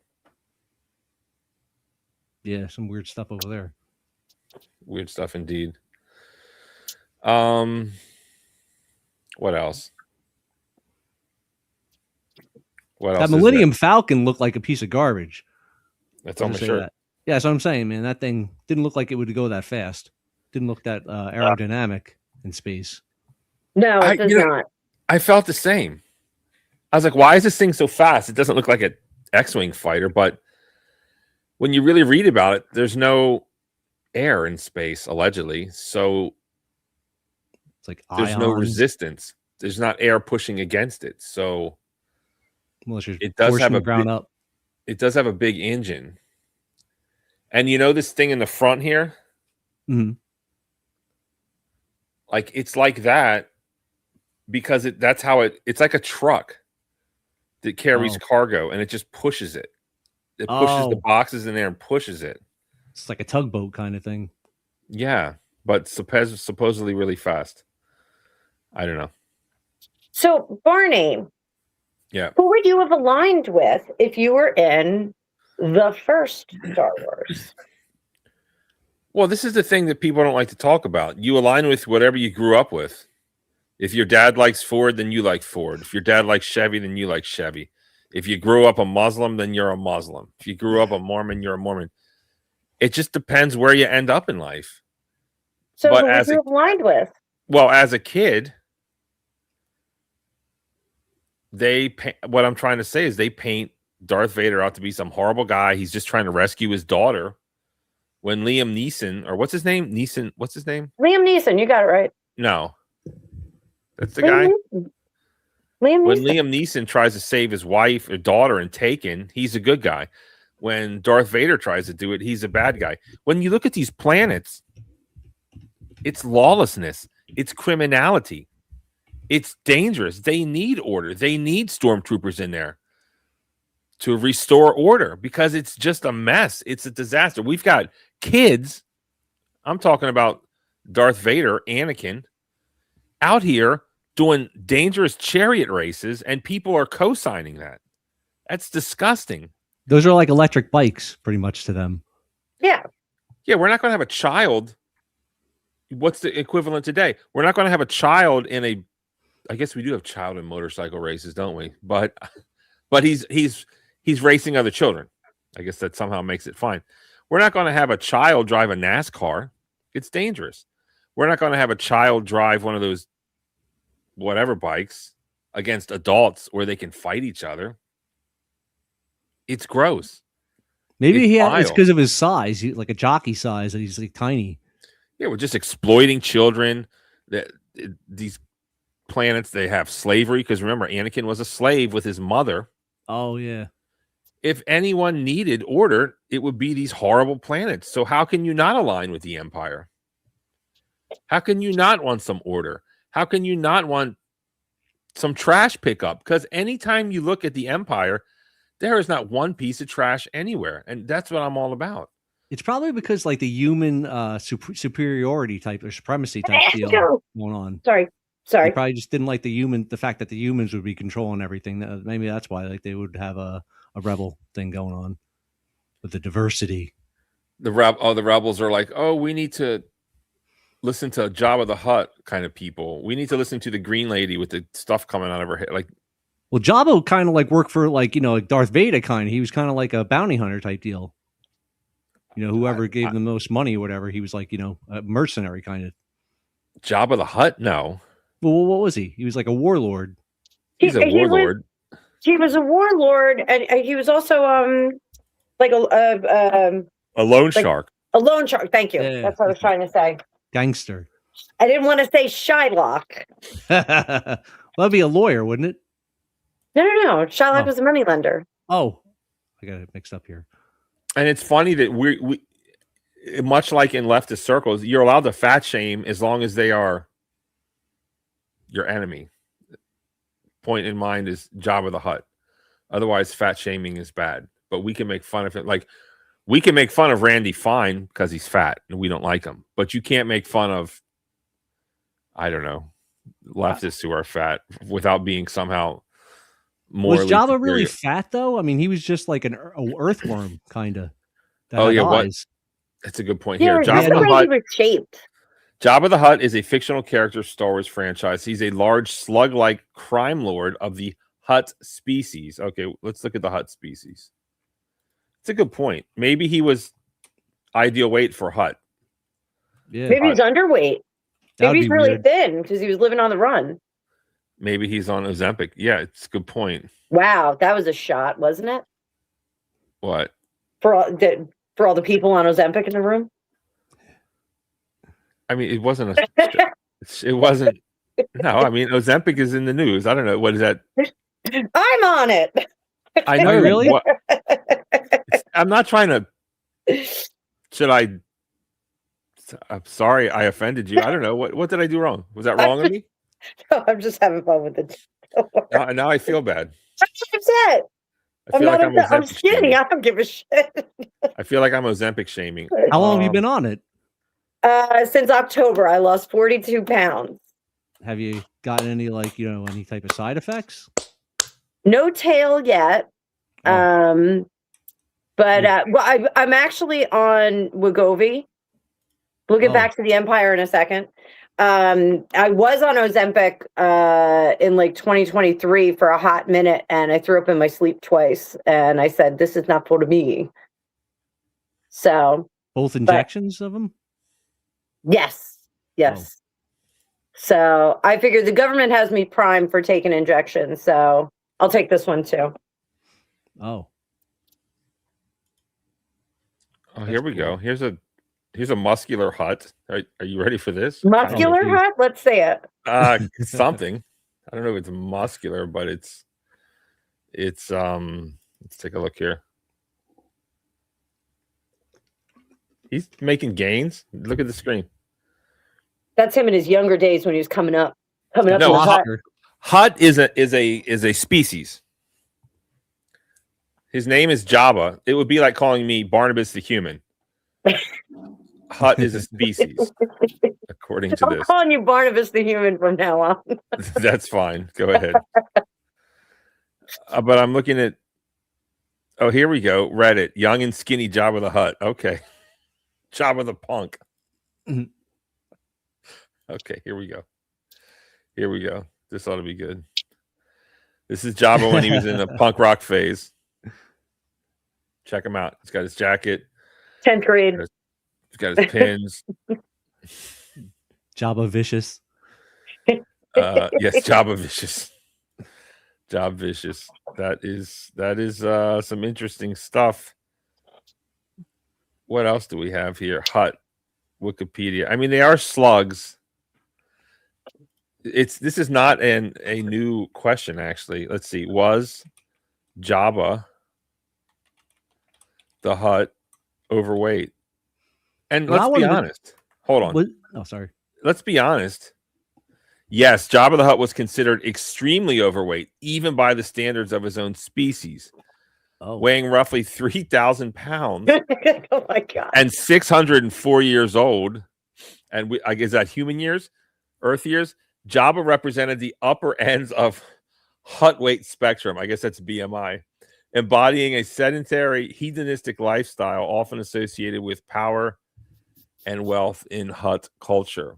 Hutt biology. While Hutts are naturally large slug-like beings, they are not inherently obese. They can be muscular and mobile, but many, like Jabba, become morbidly obese due to lazy, wealthy lifestyle. Interesting status symbol. In Hutt society, being massive is a sign of extreme wealth and power, allowing them to remain immobile.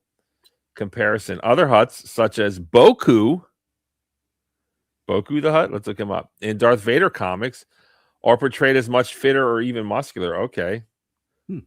Appearance. Jabba is seen as a fat worm alien in Return of the Jedi. His physique is explicitly described as having a very soft, adipose texture. Let's look at Boku the Hutt and see. I guess this is I guess he's going to mog him. But Boku the Hutt. Let's see. Let's go to images. Let's take a look at this. you know what I was wondering about the Jabba the Hutt thing? What's that? Like, was he gonna eat like Princess Leia, or was it like some sort of like slave? Like, what was the whole point of her being in bikini and like shackled up to him? Like, was I he gonna think- eat her? I think she was supposed to be like a pet. Oh, Yeah. like Salacious B or Z or whatever the hell his name is. Yeah. So this is Oh. Boku. He's got abs and pecs. Oh, And I guess the next question is, how do they reproduce? But this is a family show. And how does Jabba the Hutt feel about interspecial copulation would be the next question. I guess ultimately, we are not going to find out. And it's interesting to me that, again, Jabba the Hutt apparently is a bad guy. Okay, he's bad. Why? Because he's fat and ugly. Okay. But he's bad because he loaned Han Solo money, and Han Solo was never going to pay him back. Han Solo was never going to pay him back. He just wanted his money back. I know how that feels. Someone owes you money. You just want your money back. yeah. And he wasn't going to do it. So how can we maximize you? There you go. There we go. I got to change my name. I totally forgot about that. I had this character in there. But yeah. Wait, who is that? Salacious B. Crumb. Oh, he's so cute. I can hardly see you. Oh. My He's cat not. looks like this thing. He's like Jabba's evil. It's like his pet Evil that something. sits there and eats frogs and stuff. Yeah, but he like laughs. I'm on my phone. I can't see anything on my phone Oh. because I'm old. Yeah, so I think Jedi Knights are terrorists. I support the Empire. I don't appreciate them blowing up planets. That's the one thing kind of holding me back. What about the lightsabers? What kind of lightsaber did you like? The double one or? Lightsabers were great, and then when Darth Maul came out, Darth Maul was awesome. Let's face it. He Yeah. came out with that double-ended. But the one thing that I saw online is, why don't Jedis, when you're sword fighting and you're like pushing against it, why don't you just retract it, Oh, and make it shoot? point it at your enemy, and then switch it out like a switchblade right in their face? Like, why? It seemed like they is it were all like- like different. I mean, the one had like two different. It came out from both ends, didn't they? Yeah, it was like a Well, Darth Maul had like the a bow double. staff. So But Kylo Ren had to, you have questions in your dangerous. chat if you notice. Oh, I haven't noticed. Hold on. Let's look at Kylo Ren's lightsaber. When I saw it, it's pretty cool, but it doesn't look really how can I do this? Let's remove this and let's share. Hold You know on. what would have been weird if they would have taken like James Earl Jones and actually put him in Darth Vader's suit instead? Because I mean, it's his voice. You know, Hold on. they use some old guy. That's Kylo Ren. Oh, that's a cool one. Although I would think I would hurt myself with those things pointing out the side like that. Well, Yeah, the like thing a is, little fringe. but what's to stop you from moving it down and chopping your arm off? It seems Yeah. it makes sense. It makes sense. Let's see here. Oh, What if you're like holding it too high and you turn it on, then you're screwed. all right, hold on. We've got some questions. Thank you. Let's address the questions. Kind of You looks like a please- cross if you think about it. What does this say? Just for clarity, are you saying woke is a good thing or a bad thing? Or are you indifferent to it? Well, the immediate response of woke is bad, but the truth is it's not all bad, is it? It's not all bad. Nothing's all bad. Let's try to think of something that is all bad. There's got to be something out there. Let's see here. This. Bean dip. Bean dip. Bean dip is Something not I all bad. think is all bad. How about Project Stardust instead of Death Star? That's good. That's good rebranding. I like that. Project Stardust. Here we go. Hello, I have some questions for you and your friends. Paula. Hello. Hi, Okay, Paula. Paula. I hope you're here. Do you and your friends think Keanu Reeves would play a great Darth Raven? Is that who is that? I guess we have to I look don't that up. Keanu Reeves. Who is Darth Raven? Did you like the freaking last Matrix? That was pretty good, I thought. Hold on. We have to figure out who Raven is. We've already got pictures of Keanu Reeves as Raven. Let's read what Raven is. Or Ravan. I don't know. Is he French?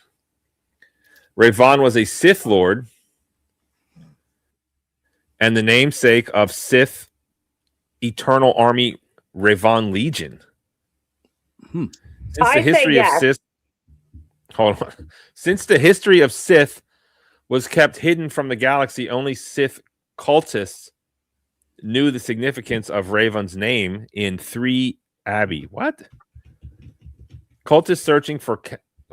Hold on. Oof. Oh, that's too bright. Hold on. Cultists searching the catacombs beneath the Sith Citadel on the planet Exegol. Jesus Christ! Was this on a movie? I guess we should just. It's talk probably about- just part of the lore. It might be on a movie because I'm not up to date with all these movies. Let's think about Keanu Reeves. Has he ever played a bad guy? Is the first No, but in The Devil's Advocate, he was bad guy adjacent, and that's why I would like to see him in this particular bad guy role. He wasn't adjacent. He just got caught up in the wrong crowd. He did, but he was adjacent. I disagree with that, but In The Devil's Advocate with Al Pacino? Ooh-ah. I've seen that movie like 1,000 times because someone I knew loved to watch it. I'll just leave it at that. But Okay. Oh, you But know I what, haven't- dude? I forgot. I actually know somebody that was in Star Wars, actually. hold on. What? Hold that thought. Hold on. We're trying. We have a fan. I think they might still be here. We want to address this. We need to build our fan base here. So, and Rillo here. Darth Raven from the Old Republic. What is the Old Republic? Is that a cartoon? Is that a movie? What is that? It's something I didn't see. The metal keeps the plasma of the cross guard from slashing your hand. Okay, so Keanu Reeves. I don't think he was a bad guy. I think he was caught up in it because he was fighting the devil in the end. What happened in the end? Did he join? I forget the ending of Devil's Advocate. Actually, I've seen it The 1,000 devil times. was his dad. And Wasn't it his- just, everything went back to normal. Like, it went back. Charlize Theron was okay, not naked and beat up in a church. It was like an opportunity. It was like temptation. But, like, it was supposed to be his dad, right? But his boss. He was a I thought lawyer it- in New York. with Yeah, I thought he was De supposed to Niro. be his dad. Oh, I mean, honestly, it's been a long time. How much? I don't know how much longer we're on J Rillo. As soon as the feeling leaves, I end it. So just whatever. I mean, if you can hop up, hop up. If not, not. It's fine either way. So do we think Keanu Reeves would be a good? I think so. He's good in almost everything he's in. Well, we have to look at the actors in Hollywood. We've got Barnabas. I think Barnabas would be better at it, honestly. Well, I found out who the guy that I know is in Star Wars. What he played? He played Kel Palatine, which I don't know who the hell that is. I mean, can they get on the show? Listen, Barnabas No. is a great actor. Here's Exhibit A. Hey, hello everybody. How's it going? How's it going, Jessica? Okay, You feeling all right? not really. Not really. Well, don't worry about it. We're gonna get you fixed up. I'm Dr. O'Shea. I'm your anesthesiologist. We're gonna put you under. You're not gonna feel a thing. And when you wake up, everything is gonna be cool. We're gonna get that problem all sorted out, right? You're not gonna be looking like me. You're gonna be looking much better, all right? We're gonna get you back in fighting form, okay? All right, thank you so much. Do you have any questions? No, that's fine. Okay, I'll take it. I'll see you. I guess I'll see you in the recovery room, okay? Okay, thank you. Okay, you have a good surgery, all right? All right, thank Okay, you. bye now. Bye. So first choice for Darth Raven is Barnabas, obviously. Second choice, Keanu. the thing about Keanu is it's no one ever says anything bad about Keanu. He doesn't get in trouble. He, I think, is in an age gap relationship with some French chick or No. something. I think He is. I think he's older though. No, she's Yeah, older. I think she's a little bit older. And I'll tell you what. I'll tell you what. I did a really nice reading on the two of them, and I will never do it again because people came for me from all over the interwebs to tell me that Keanu Reeves has been hypnotized by that woman and she's ruining his life and she's trying to take over all of his royalties. Like, there's a whole weird mythology between him and the Alexandra chick that he's dating. So as much as I love Keanu Reeves, I won't do readings on him. I could have sworn she's 53 and he's 61. Oh, really? All right, maybe Yeah. I'm wrong. She's Oh, got you're right. No, brown you're hair. right. I just looked it up. You're right. You're 100% right. Why did I think it was age gap? Well, the thing He's is, gray. That's why. it's funny that how people respond to. I mean, how can you say this? They're not equally yoked, I guess, is the best way of saying it. I'm not sure. You mean like professionally? No, professional doesn't matter. Hold on. She's an American visual artist who examines language, written text through painting, drawing, sculpture, video, and other media. She uses language and exchange with writers as a source for much of that work. Grant exam. I don't know what she does, but it doesn't matter because she is Keanu Reeves' woman. So she is not ugly. No, not at all. And but- talented. But stop. But let's, you know what we're saying here. This is Keanu Reeves. First off, he's rich. Second off, he's famous. And third off, he looks pretty good. He's aged better than Johnny Depp. Johnny Depp's falling apart. Johnny Depp just looks like Oh. hepatitis C to me. He's on all drugs, dude. Yeah. And Keanu Reeves looks like, Seriously? when you see, listen, let me tell you something. Did I speak to you earlier? Oh, no, you're banned, Just Rob. So go away and never come back. Actually, I'm Depp going to has a ban year you. on him. I have to ban you, Just Rob. I know who you are, and you're not welcome here anymore. Fuck off. So, Oof, yeah, fuck him. on a Monday. I speak to you earlier. No, I didn't fucking speak to you. I don't ever want to speak to you as long as I fucking live, asshole. Go fuck yourself. Oops, did I say that out loud? You know who you are, dickhead. It's a family Anyway, show, Barnabas. I know. right. It's not a family show anymore. 6 o'clock, that went off. hold on. I have to ban this asshole. Hold on. Ban him. Sorry. Get rid of him. Take it over. Say something. Talk about Keanu Reeves and how. Well, or did you I'll watch talk. The Last Sure. Matrix? Yoda. I did watch the last Matrix. I liked all the Matrix movies. Okay. I like that last one. I mean, the Wachowski brothers are now the sisters. That's pretty odd. The world's a complicated place. Yeah, it's weird. It is a very complicated place. So, so are you a content creator too?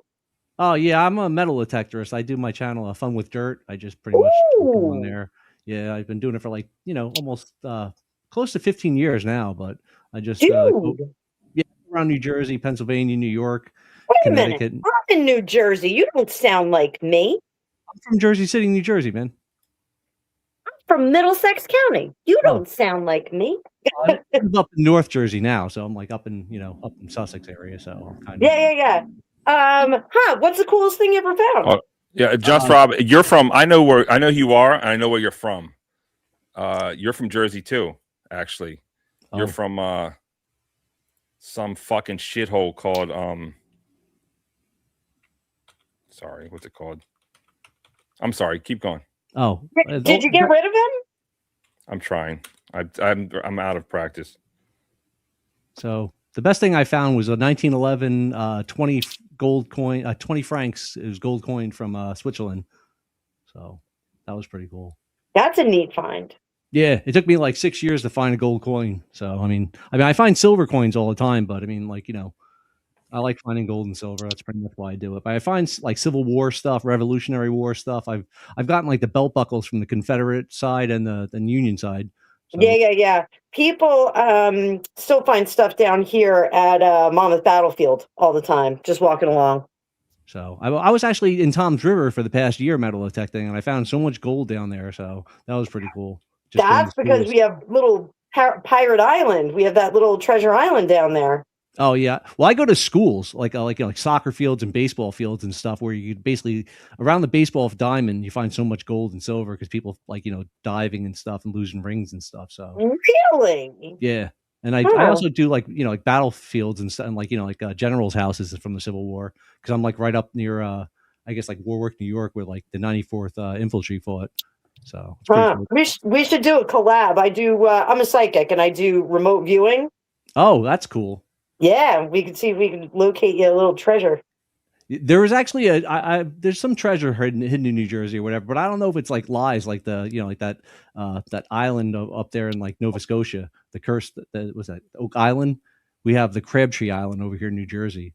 So, but it's supposed to be a trunk of gold is like buried over there that sunk in the ground or whatever. So it's like right over here in Vernon, New Jersey, like Action Park. You're from up there? Well, I moved over to like the Vernon like '89, so I've been like went to high school up in like Action Park area and then moved back to the city. So Super fun. Yeah, got to. So work at did you Action get to Park. go to Action Park or? Oh, dude, I worked there, snowboard there, and like I used to, like come there. I was like we were the locals, so like we were always there all the time. So it was. That's awesome. Yeah.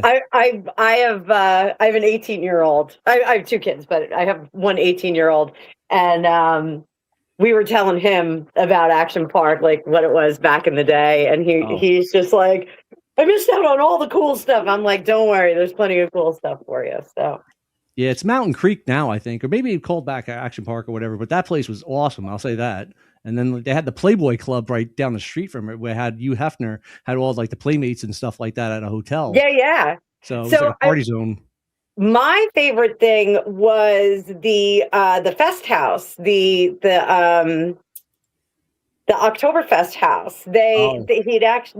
He brought that whole brewery over from Germany, and then like when he went belly up, he just sold it off in bits. I was like, oh, like so much fun to do like the whole Oktoberfest thing. I think we went to one there when I was a kid, and we camped. I think it was up there. Went to a lot of Oktoberfests when I was younger. Oh, yeah, those are. I lived right in the condos, right next to Action Park. It was actually you could walk right into Action Park on this slope and stuff. So that was like the best part about living in the condos over there, because you could just like go right on this chairlift. Super fun. I will definitely sub to you after this, dude. Oh, thanks. Yeah. So it's Keanu Reeves. Okay.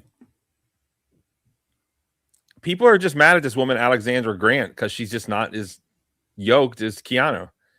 And lots of women want to get with him, and they're jealous. They're jealous. But this woman hit the gold mine.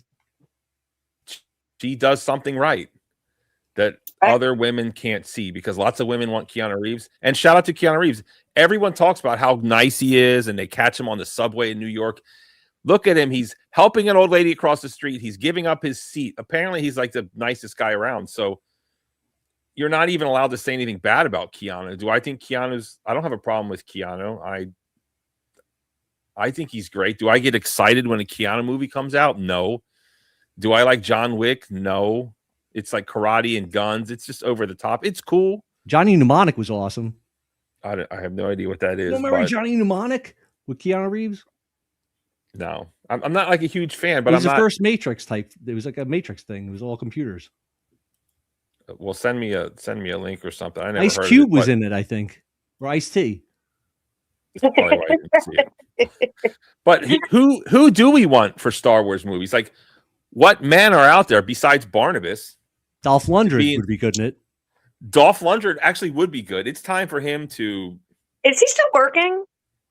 He never went away, but I think he's doing indie films now. Yeah, he's like C-list, Z-list kind of. And he's not Russian, by the way. I don't know if you know that or not. No, he's not even German. He's like Norway or something. You sure? I thought he was positive, because it was shocking. He is from... He's Swedish. Oh. And don't forget, when he was in Rocky, do you know who his girlfriend was? Oh, that was the one, Rocky's wife, right? The Flavor Flav lady she was with. No, that wasn't his wife. That was Sylvester Stallone's wife. Yeah, that's what I meant. That's what what's her name? Dolph Lundgren dated Grace Jones back when she was hot. Oh, did he? She was never hot. Grace Jones was never hot? Okay, hold on. This is a family show. I remember her from freaking Boomerang. Sorry. No. Let me show you this album cover. It's okay. I understand you have a preference. That's fine. But some things are undeniable. This is a family show, so let's... She was a singer? I thought she was just a model. No, she was an actress. She was in the Conan movie. She sang Pull Up to the Bumper. You know, that's... No, I never heard that. You never heard it? It's like a disco. I missed those. Pull up. Do you want me to sing it? Yeah, sure, for it, man. Go for it. I'll just sing the chorus. Pull up to the bumper, baby, in your long black limousine. Pull up to the bumper, baby. Drive it in between. Pull up to it. Don't drive through it. It is great. It's great. It's a very wholesome song. Yeah, very wholesome song about the 70s? Driving cars. But you know that famous song, La Vie en Rose? Do you know the song? It's a famous French song. It's the one that goes la da da da da da da da da da da da da la da da da da da. The original song was called La Vie en Rose. It was written in France after World War I. And it's like the Rose Life. It's translated more like To the Beautiful Life, because it was a good time. World War I's over. That was the war to end all wars. Of course, they didn't know what was 20 years down the road. But she sang a beautiful version of La Vie en Rose. And yeah, so I'd listen to it, but I'll probably get banned. Here we go. And just, I don't want to sound like a total goon, but how can I say this and be respectful? But when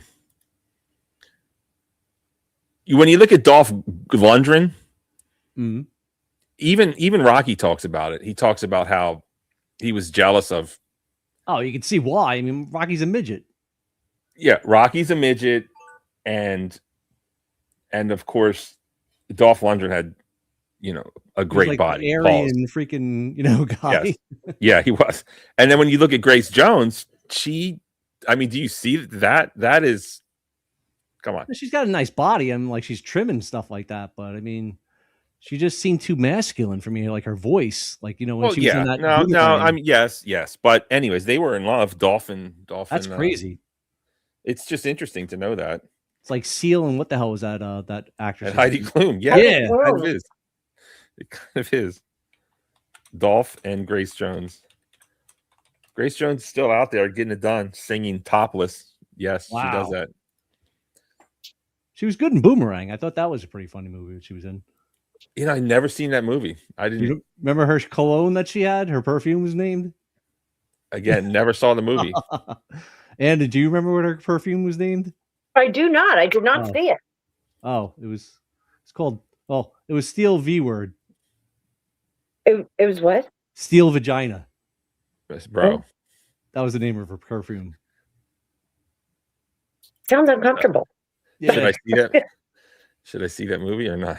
yeah. Watch Boomerang was awesome, dude. It had Halle Berry in it and stuff when she was actually like and Robin Givens was in it too, and the cat lady, the old cat lady, the black lady that was the Catwoman. Oh, Eartha Kitt. Yeah, she was in it. I don't know if Arsenio Hall was in it though. Was Arsenio Hall? No, I don't think he was in that though. But yeah, There you good go. movie. Yeah, that's the hairstyle. I don't know, man. That was probably during Conan or something. Oh, He Huh. was a smoke show too. Huh? Undeniable. He was a smoke show too. Yeah, he looked great. You know, he's still masculine. He's still got that full head of hair. Still looks good. he should have won fucking. Won Rocky for. But They couldn't how let would the that, how Russian would that win. end? I mean, honestly, He killed Apollo.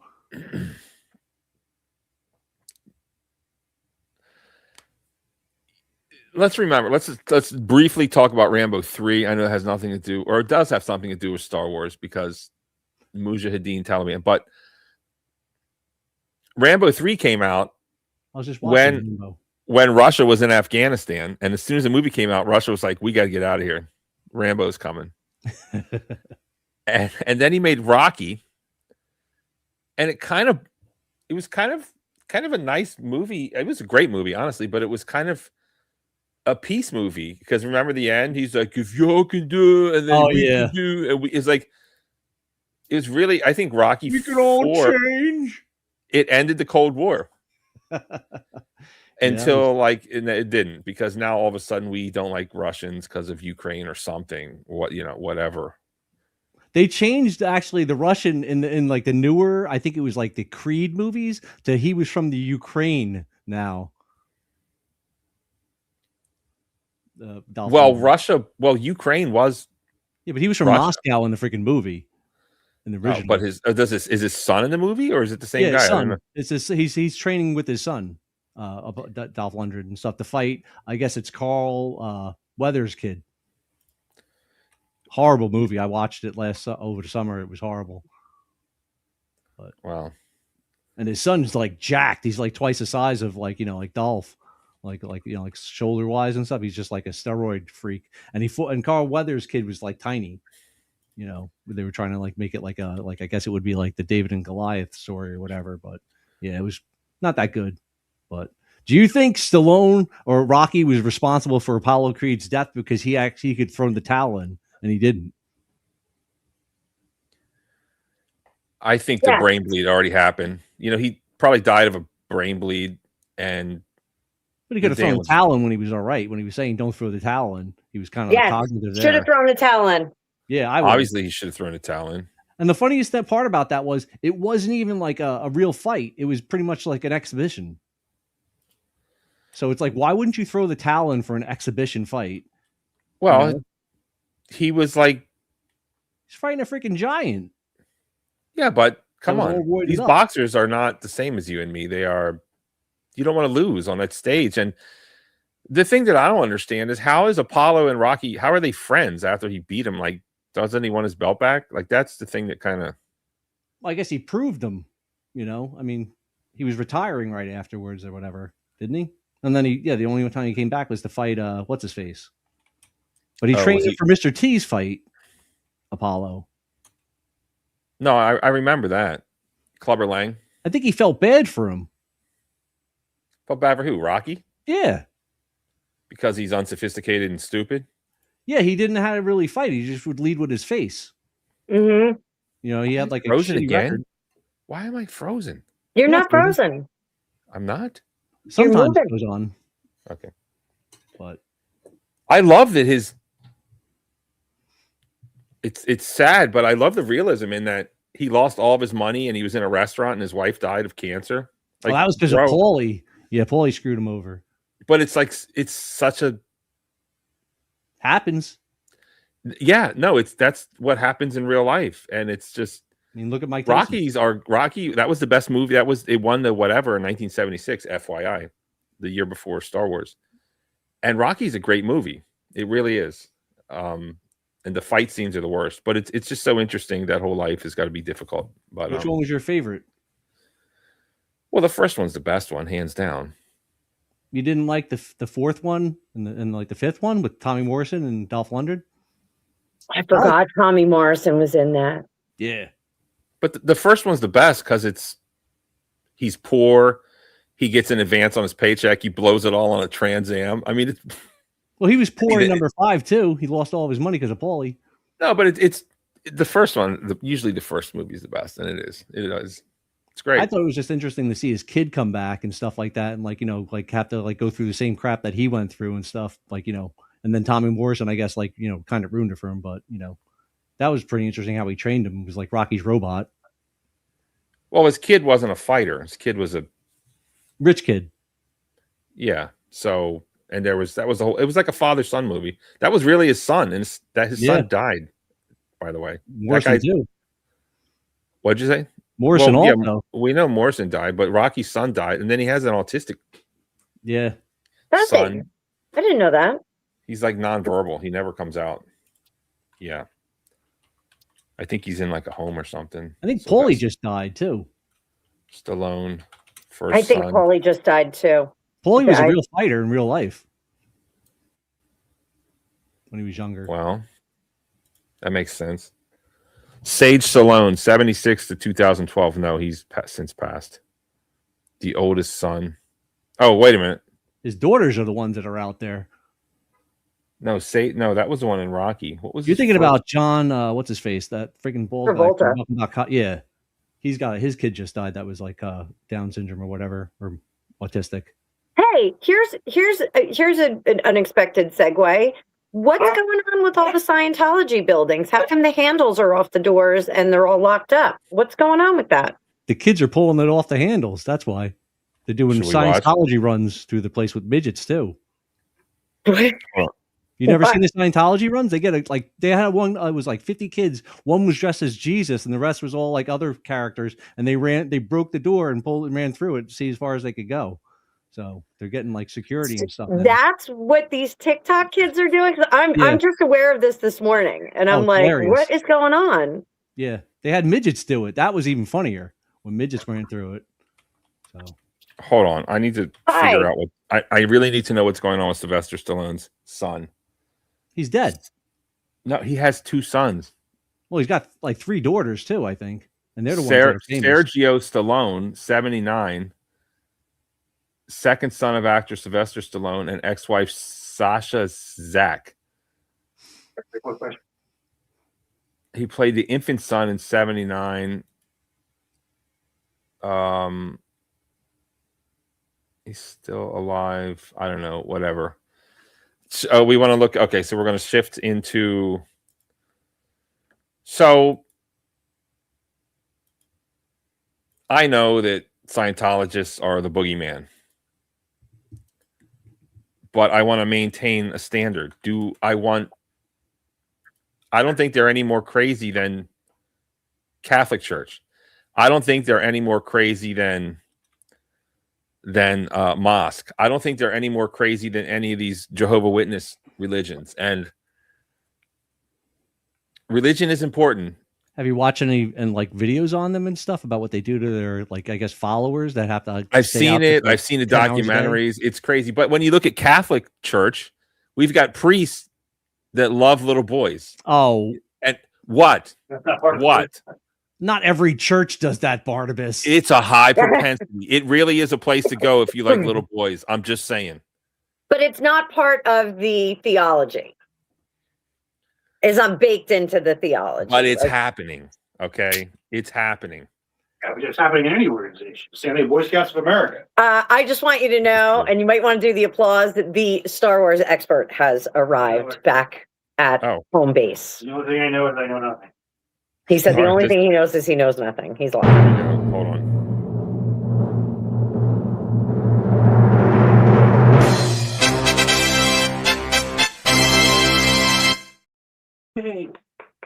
Star Wars expert, welcome to the show.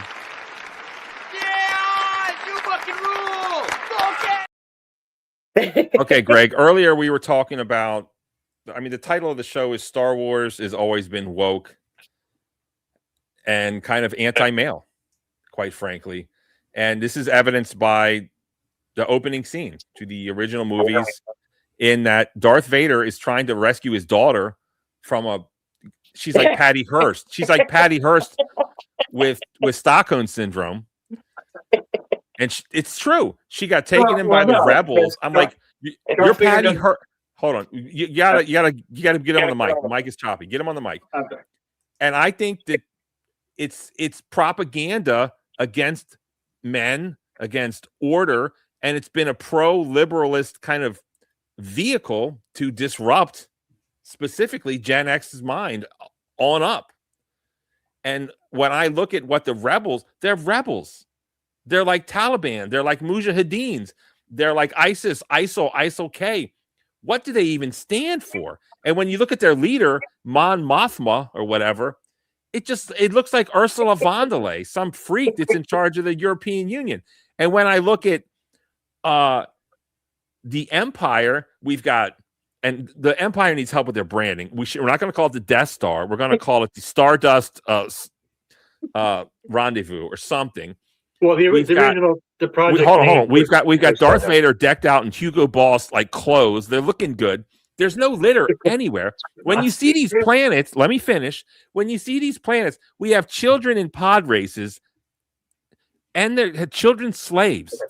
Okay, if any planets in this galaxy need order and policing, how are we not all on the Empire's side? Like, seriously, what does these rebels, what do? They party with Ewoks, bro. Gross. And Billy D. Williams. And Billy D. No, Williams. What is it? Cloud Sky, City Sky. That's a great place. City. Yeah. That's the only thing decent in the galaxy, and the only reason it's even decent is because he made a deal with the Empire. Duh. Everything else is an asshole. They're drinking. Their milk is green. They've got these sand people that'll shoot you. They've got these little midget, whatever they're called. They'll steal your robots, bro. Pictures. We need order. The Empire is the good guy. That's kind of what I'm saying. Star Wars has always been woke, anti-male, anti-patriarchy, liberal rag. Go ahead, sir. All right. Comment? Well, firstly, Darth Vader didn't know that was his daughter, so he wasn't trying to rescue his daughter out of anything. She was She was a part of the Rebel Alliance and a traitor. He didn't feel the metachlorians in her. The force is strong in her too. How did he not know that? Stop. He knew it. But keep going. Still torturing. Keep going. So, yeah, when you get a regime that's all about order and discipline and stuff like that, but it worked really good for the humans that were in the mid rim and the inner core. But when you get to the outer rim, where it's less humans and more alien, it gets a little bit different. I agree with you. The Death Star is really bad marketing. You don't want to call it a Death Star. But the original name of the project was called Project Stardust. So they should have kept it on Stardust. I mean, yes, they turn planets into Stardust, but you don't have to know that. No, someone actually said that. I thought that was let's get that back. Let's just call it from henceforth onward. We will only call the quote unquote Death Star or Order Restorer as what is it? Project Stardust. I like Project Stardust. Yeah, Darth Vader and Hugo Boss. Yeah, well, Hugo Boss was part of the designer of the SS uniforms, so I don't know if you want to go that route. Or maybe no, you do. Maybe but you're right. But you are right that if you look at what the rebellion was. It was a dissident organization made up of a decentralized command structure that was basically anti-government. So it was against the government, the current government. So yeah, they were technically a terrorist cell. But like, what can we say that word? But what I said it before. yeah, but what what separates a terrorist cell from a freedom fighting force? It's like it's just labeling it something different. Yeah, it's branding. It's branding. We used to love the Mujahideen when they were fighting in Afghanistan against the Russian. We give them weapons. Then all of a sudden Russia leaves and America wants to take up the fight for whatever reason. And now all of a sudden we call them the Taliban. Can you put Yoda back on, sir? I think that'll be good. Apparently someone's rating us, which is a good thing. Oh, you want Yoda? Okay. Yeah, I just think that what Star Wars has done is kind of destroyed the fabric of America. It's a vehicle to get children when they're young to make them anti-father, anti-order, and to just like what are these rebels? Seriously, Princess Leia is like Patty Hearst with Stockholm syndrome, and she lived a typical I hate to say this about my own people, but typical white girl growing up. She is a Jew. She's a Jap. She's a Jewish American princess. No, she's Jewish. She's Jewish. She's Jewish. Thank you. She's Jewish. Living in the life of luxury. Living in the lap of luxury. Oh, it's not good enough. I got to join these bad boys. You know what'll make my father proud? I'm going to get knocked up by a freaking drug runner, aka Han Solo. And if he doesn't treat me right, I'm going to triangulate and make out with my brother in front of him. She did that.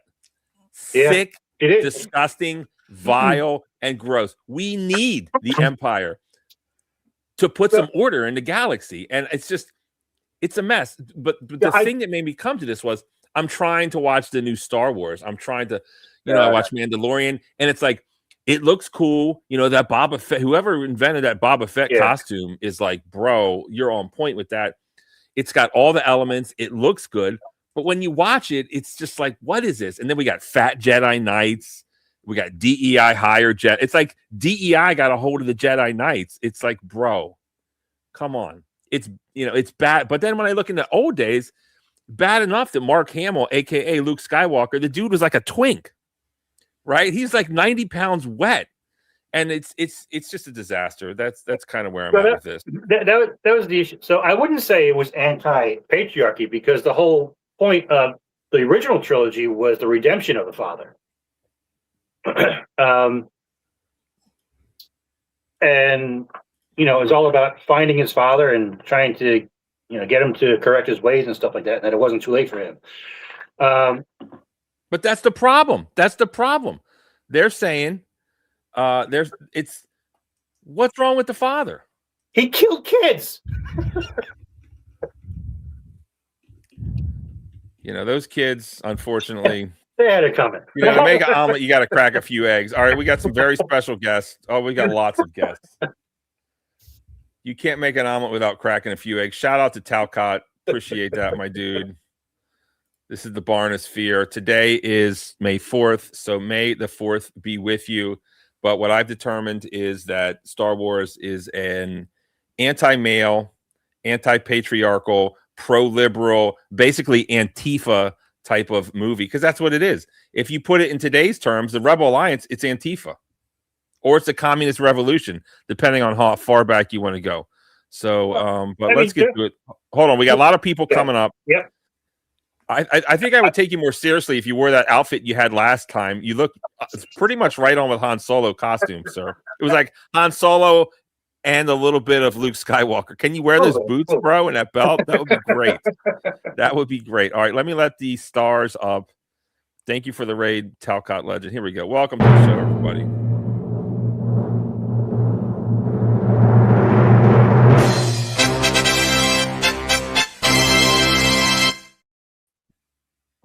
Rillo and No Way, welcome to the show.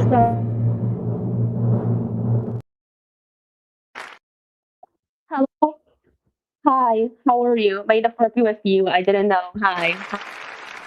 Yeah, you fucking rule! Hello. Hey, G is you got to Hi. cam up. Cam only. Cam only. Test, Cam- test, test. JG, you got to cam up. Rillo, you're Testing. looking great. Hi, You're Jay. sounding awesome. Let's get Noe. Okay. Okay. Noe, may the fourth be with you. How's it going? What do you think about Star Wars? Let me hear it. Noe. Me? Yes, ma'am. Star Wars is a good movie, and there's another one coming out. Yes, there is.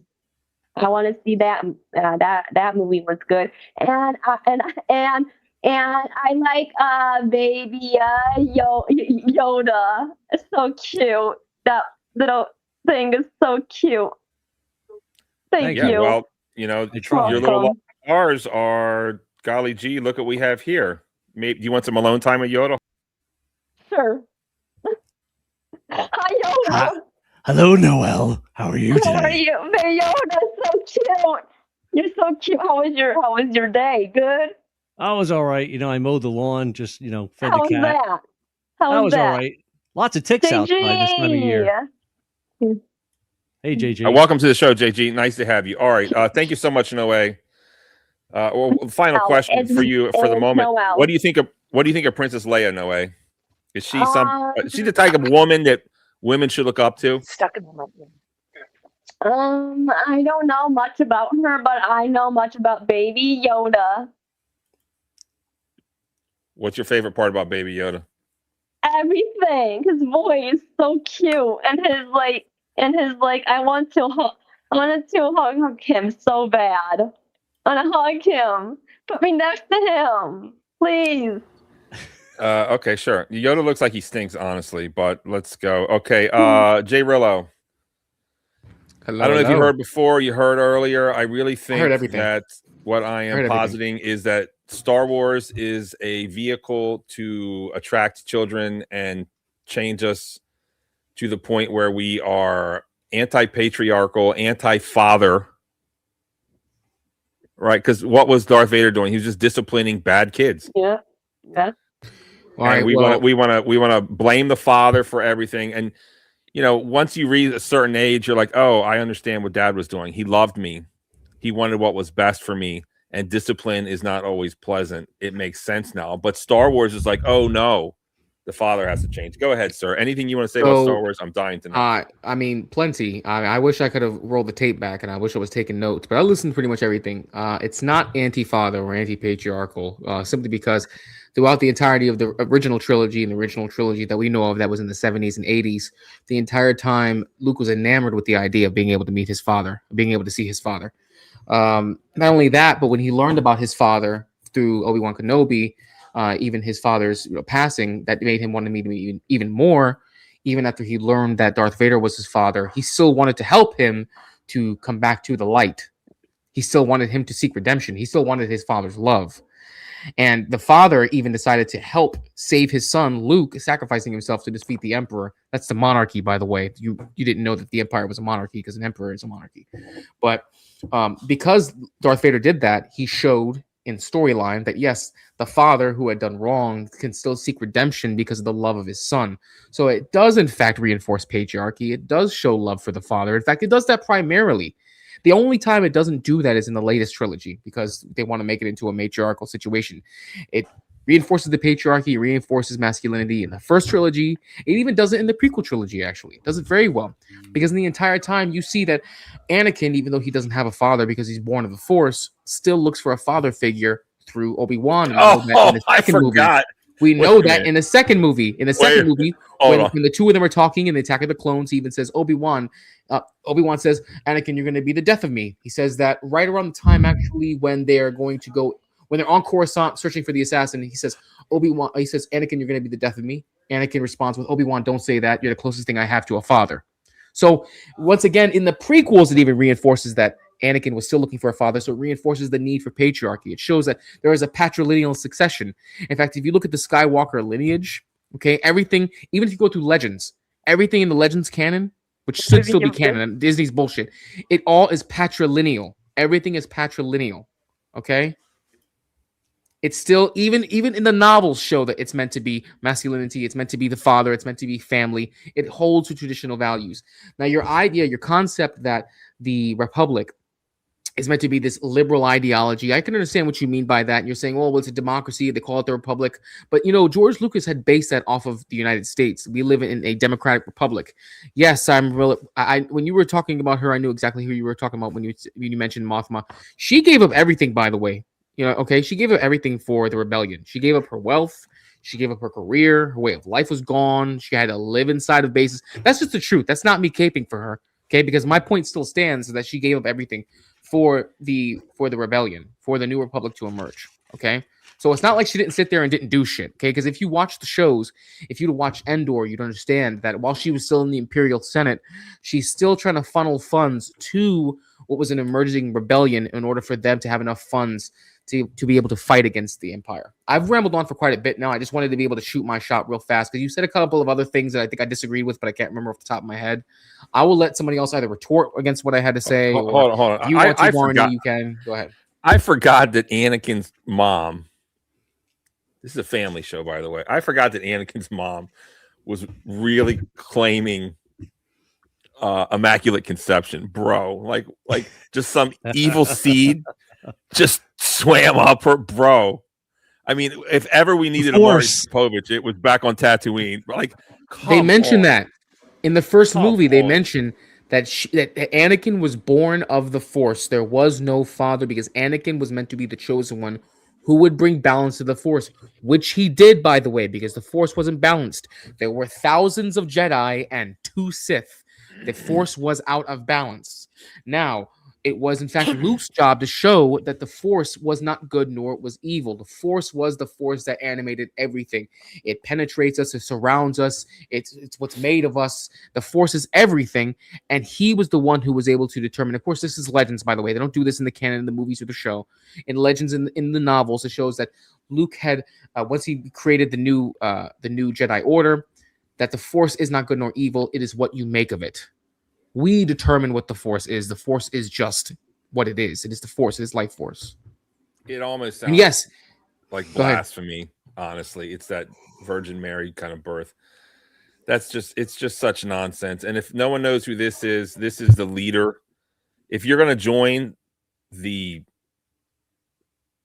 Rebel Alliance, that's your boss. That's the leader.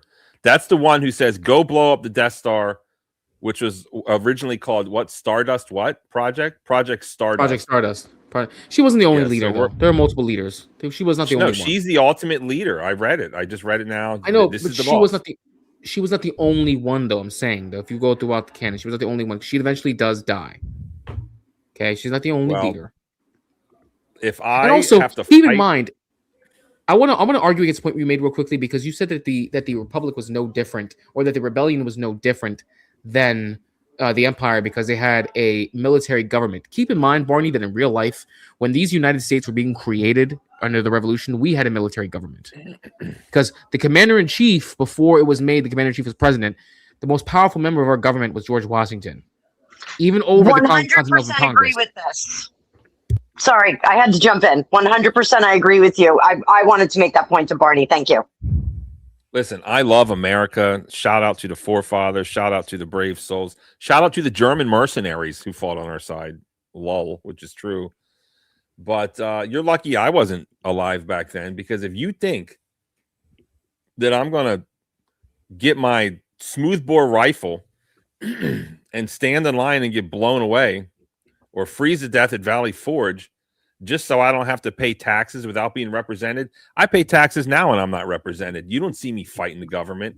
I would have never done it. I would have been just fine if we ended up like Canada or Commonwealth. Maybe that sounds crazy. You would want to end up like Canada? Why? Like, what's it like? Again, let me explain to you. Let me explain to you. What was the main reason? We don't have representation. We don't want to pay taxes. Well, what are we doing now? I pay high taxes and I have no representation, but I'm not raising a gun up. So really, are you happy with your taxes? You're not. Well, I don't see you joining the militia. You would get arrested. You would get arrested for Facebook posts if you were in Canada. you would not be allowed to have your Listen, firearm and your ammunition in the same room of your house that you own. I know Canada is worse than us. I'm not They denying do that. sex changes on kids without telling the parents too. Listen, I know it's worse, but a Barnabas in 1776 in Maryland is not going to fight the English. I'm just going to pay my taxes. Call me a coward. I'll pay taxes. What do you want? Some shekels, some shillings, some sterling. I don't even know what they used back then. Dollars. You'd be a Tory. You would be a Tory. You wouldn't be. You wouldn't. Barney, that's not cowardice though. That's just like risk management. You're just weighing. Now, if you were a 16-year-old full of piss and vinegar youngster at the revolution, or during the rebellion in space, like you may jump in on that. It really is a matter of what your skin in the game is. If you're a 16-year-old revolutionary kid in 1775, and you're like, F this, I want a different life. I don't want to work under the crown. I don't want to be under the crown. I want to give all my money to the crown. You may have a different response. Likewise, you're 16 years old out in the inner rim, and they blow up Alderaan. You may have cousins on Alderaan. You may feel a little differently about it. And just real quick, at 16 years old during the Revolutionary War, you were not a youngster. You were a grown man. Yes, exactly. I mean, now you're a youngster, but yes, you were a young man. You were planning your life. You had, more agency over the next few years because it might not live that long. Well, there was a book called Lost Stars that showed that what happened with Alderaan radical to go Put him in the rebellion. mic. Can you sit?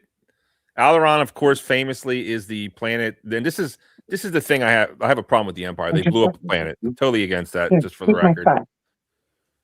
If you go over to my seat, you have to like. I need a good lady. So what's up with Alderaan? What were you saying? I'm sorry. There was a book called Lost Stars. It was like a young reader's book, but it was pretty interesting because it showed how it was a canon book that tells how the destruction of Alderaan radicalized a lot of the Imperials that were on the Death Star, and a lot of them fled and went to the rebellion. So if you think about that, like that is something that could, right? I mean, they, allegedly Alderaan was a peaceful planet. They didn't have any weapons. They had no defenses, and they blew it up. So it's kind of like, that is something that would make you think twice. Like all those people couldn't have been guilty. It reminds me of Hiroshima and Nagasaki, actually. I mean, yeah. If you think so, like Lucas was a big fan of Kurosawa, filmmaker. Mm-hmm. And in fact, the first movie, Star Wars, was based off of the Hidden Fortresses. Like pretty much shot for shot, the same movie. But yeah, a lot of those themes kind of went in with the with Star Wars. There's a lot of anti, big global superpowers. So it was a little bit woke in that sense, but it was. I wouldn't say it was completely woke. It wasn't all DEI and all that kind of stuff. Later on, it became that, but not currently. Fair enough. Oh, did we lost that other guy? If you want to come back, other guy, JG. It was JG. Here. That's what it was. Are you here? Oh, he's gone. I will say though, Come back up, JG. If you want to talk, I'll put you right on. Go ahead. You were asking about Darth Revan. Darth Revan was from the second Jedi. I think it was the second Jedi Civil War. He started off as a Jedi. Actually, he was converted over to a Sith. He's known because his helmet, he's hooded. His helmet looks very similar to a Mandalorian's helmet. He's also known for dual wielding lightsabers. He wields a red and purple lightsaber. I believe he fought alongside Darth Malgus. This was in the second Jedi Civil War, and this was in this first Sith War, I believe. This is from the games, by the way. That's where the old Republic comes from. The games. Why does he have two different colors? The most interesting thing is he has two. A red and a purple. Yes. And do the lightsaber colors? Is one like have different hit points? One's faster, one's strong. What? No, What's going on no. there? The color of the kyber crystal determines Can I please the color of the. to Ann Miller? Give me 1 second, Noel, and I Hold on, promise I I'll give have you to the. learn I about these promise I'll lightsabers. give It's you the. very important. It's very important. Yeah, I promise I'll give you the mic. So the color of the lightsaber is dependent upon your connection to the Force. It's the reason why you normally see, like Padawan will end up getting, a blue lightsaber because their connection to the Force is usually very weak. Usually a Guardian or a Sentinel will get a green lightsaber. Purple lightsabers, like you see with Mace Windu, is because he utilizes a form of the Force that taps into the dark side, but he's able to control it and not feed into the dark side. So he's in between the light and the dark, which is why his is purple. And then you have the red lightsaber. The reason why it's red is because the kyber crystal has been corrupted. Kyber crystals are not naturally red. Kyber crystals turn red because the Sith ends up corrupting the kyber crystal, utilizing the dark side of the Force to turn it red, therefore turning the light red. Now, normally we see a red lightsaber with a white core, but when a Sith is able to extremely corrupt the saber, it turns from a red lightsaber to a black core. And when that happens, they have a lightsaber so powerful, they're able to break the blade. They call it break the blade, so to speak, but you're disrupting the plasma flow of another lightsaber. Well, why would you dual wield with separate colors? That's really throwing I think me it's off there. symbolic. I think it's symbolic because it shows that while he was part of the dark, the purple means that he still fights for the light in some way. I think it's because he does vacillate between the dark and the light. He essentially, at some point in the storyline, he ends up breaking away from the Sith Empire. I think this is during the Second Sith War in the Old Republic, about 800 years before. Yet this is 800 years before the events that we know of in Star Wars. He is a Jedi, turns to the dark side. They capture him. They wipe his memory. He goes back to the light. He ends up remembering again that he was a Sith, goes with the Sith, and then he ends up realizing, I don't really appreciate the Sith, but I'm not fully a Jedi. So he ends up kind of in this in-between space where he fights for the Jedi sometimes, but does it in very Sith ways. So I think it's meant to be mostly symbolic. Listen, Jedi Knights are terrorists, and I'm going to explain to you why. I didn't realize this until I saw the second set of movies. In what time period? Obi-Wan. In what time period? Obi-Wan and okay, so you mean during the Empire era? Okay, so you mean during the Empire era? In the prequel during the trilogy. movies, the second trilogy. And I specifically remember Ewan McGregor and what's his face, young, Darth Vader. They said something. They said, "Oh, Jedis are great negotiators." And I thought about that. I was like, okay, so this dude's got a sword that chops people's heads off. I mean, bro, he's a terrorist. He's a great negotiator because he's smart? No, because he's got a weapon of mass destruction on his belt. And that's crazy. And we have these quote unquote Jedi Knights who go around negotiating things. It's like the Black Hand. It's like the the Mano Negra or whatever they call it. What do they call it in Italy? Wasn't that something? The Black Hand. They just go around. It's like the mafia or something. Hey, don't you want to negotiate with us? Don't you want to join the Rebel Alliance? It's crazy. It's crazy. I think we got it all upside down. Anyways, go ahead, Noe. You want to talk to Anna Miller or not? That's fine.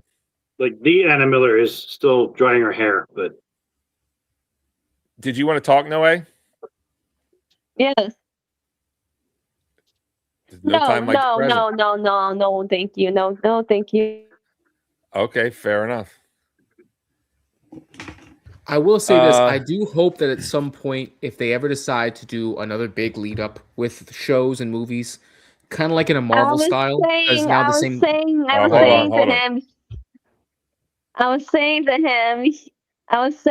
him, he looks cute as a friend. I want to be his friend. And does he have a social medias? Me? No way. Hold on. No way.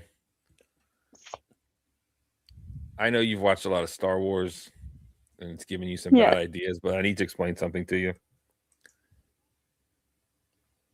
Men and women can't be friends. Okay, men and women can work together. They can be associates if they're working together towards something. But that's a married man. And also, if you're going to openly flirt and choose someone, I prefer it be me, right? Like I'm getting a little jealous. Yeah. Yeah.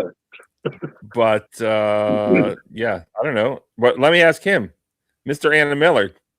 Yes. Hello. You've got fans. You mogged me. You're mogging me. Yes. I didn't know. I couldn't hear it because she did something. I think she took her earphone off, or whatever, and like something else You was didn't hear what talking she over said? it, but I didn't understand it. I didn't hear what she said. Go ahead again, Noe. I did say it. You want to say it? Or you want me to?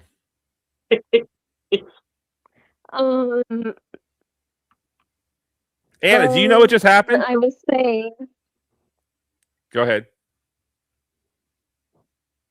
I was just saying, he's cute and is, can we be friends? Do you have a social media? He is cute. Go ahead. Go ahead. Anna Miller, why is your husband Hold on. mogging me? Why is he mogging me on my own show? Yes. Well, we know who the AMOG is right now, of course, and it is Mr. Anna Miller, aka Gregopedia. Bro, how dare you mog me? Look, don't hate me for being beautiful. I don't know. I Bonnie, do. that 10th anniversary is coming up, so who knows? Oh, yeah, good point. Well, yeah, who knows? Let's just family show.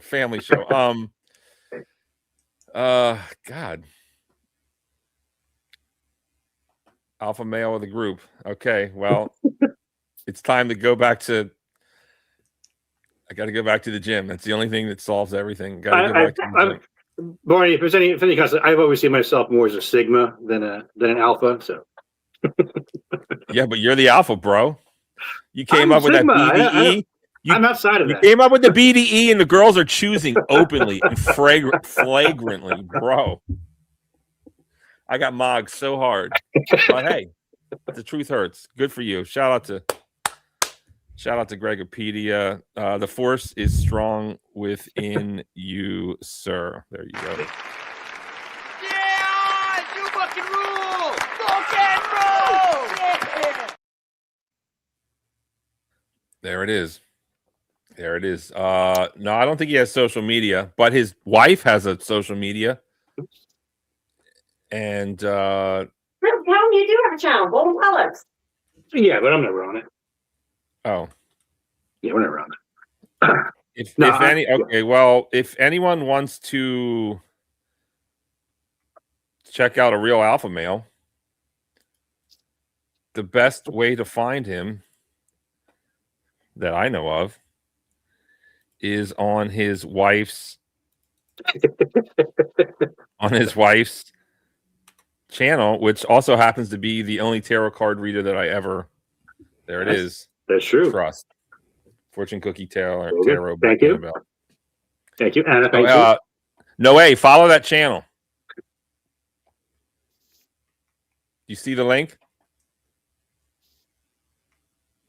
Follow that channel, Noe. You can talk to the old Wait. What? Jedi Knight over here. You can talk to the Jedi Knight over here. All right, so back to Star Wars. What is the future of Star Wars? Is there a new movie coming out? Every time I see a new movie coming out, I just feel like, what's the point?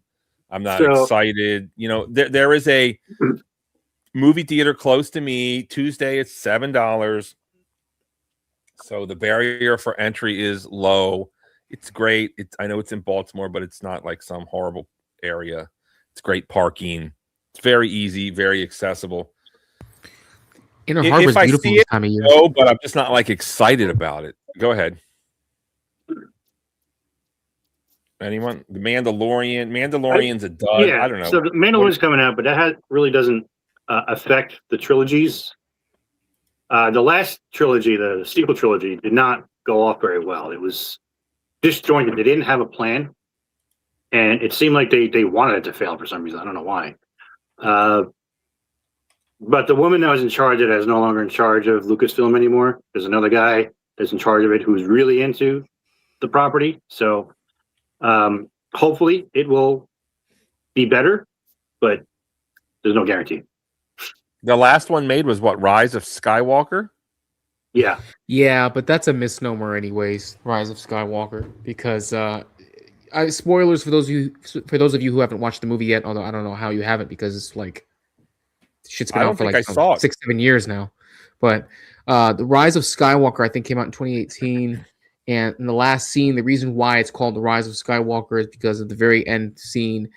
Rey Palpatine actually turns around and says, I'm Skywalker, Rey Skywalker. And then the movie ends. She disowns her own bloodline, which I honestly, it was stupid for the fact that they had her be Palpatine's granddaughter. I thought that was dumb. I mean, it wasn't really necessary. I mean, it was a cool angle, but it wasn't necessary. there are a lot of stupid things. Wait. Hold on. The last one I saw was when Skywalker came out and drank the green milk, and he said like 3 things, and the movie ended. That's not that, right? No, that wasn't that. That was the second movie. Oh no! I'm sorry. trilogy.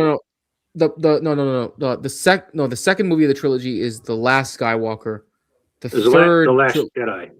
The Last Right? Jedi, yes. Yeah. And the third one is The Rise of Skywalker. Rise of Skywalker. The third one, yeah. But so here's the thing. If you watch the latest trilogy, So hold on, Through the Rey lens. disowns her father. Rey is a Palpatine. Oh, She Emperor never knew her Palpatine? parents. Rey is a Palpatine. She's Palpatine's granddaughter. See, this is the problem. Okay. It's encouraging children. It is. It's the typical. Oh, Patricide. you're an empress's granddaughter. Emperors. Emperor's granddaughter. Your father, your family lineage, you're bad. You're bad. So you need to go join Antifa. Because To be fair, her grandfather killed her parents. Well, America has the death penalty. So, what there's something to be said for that. What did they do? I guess is my question. So here's how you can salvage. I mean, and I say salvage I use that term very, very, very loosely. You could salvage the latest trilogy if you look at that movie through the lens of Kylo Ren being the main character, because Kylo Ren actually goes through the same progression that Luke does.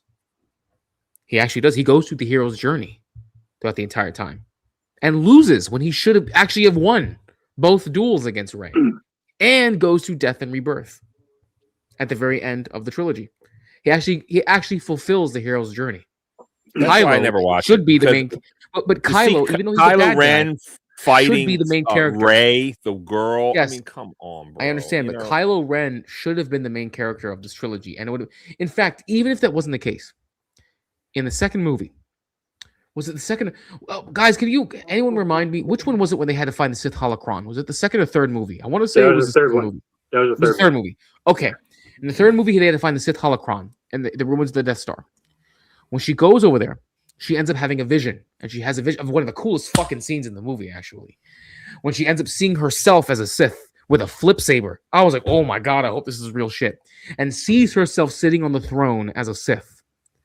Now, if they had went with that angle, where she goes to Palpatine, kills Palpatine, ends up becoming possessed by him and sits upon the throne and takes her rightful place as the heir of the Palpatine throne, she would have become the Sith. Therefore, Kylo would have become the Jedi. They would have actually flipped because they're a dyad in the Force. They would have flipped and changed sides, and they would have saved the franchise with Kylo killing Rey, stopping the Sith, and fulfilling the title of The Last Skywalker, The Rise of Skywalker, because he does have Skywalker blood in his DNA. And he would have saved the franchise doing that way. Can I interrupt here with the idea? Go ahead. Well, I think as we were talking about like actors being for like, these movies and stuff, I think Luke Skywalker from the Two Live Crew should be in that. That's What? it. Luke Skywalker from the Two Live Crew as a Skywalker. That's just all I got. I think that's a joke. I don't- if there's a- I'm if not there's a joke, familiar with hip hop it will. culture, but I thanks guess for we'll the know. effort.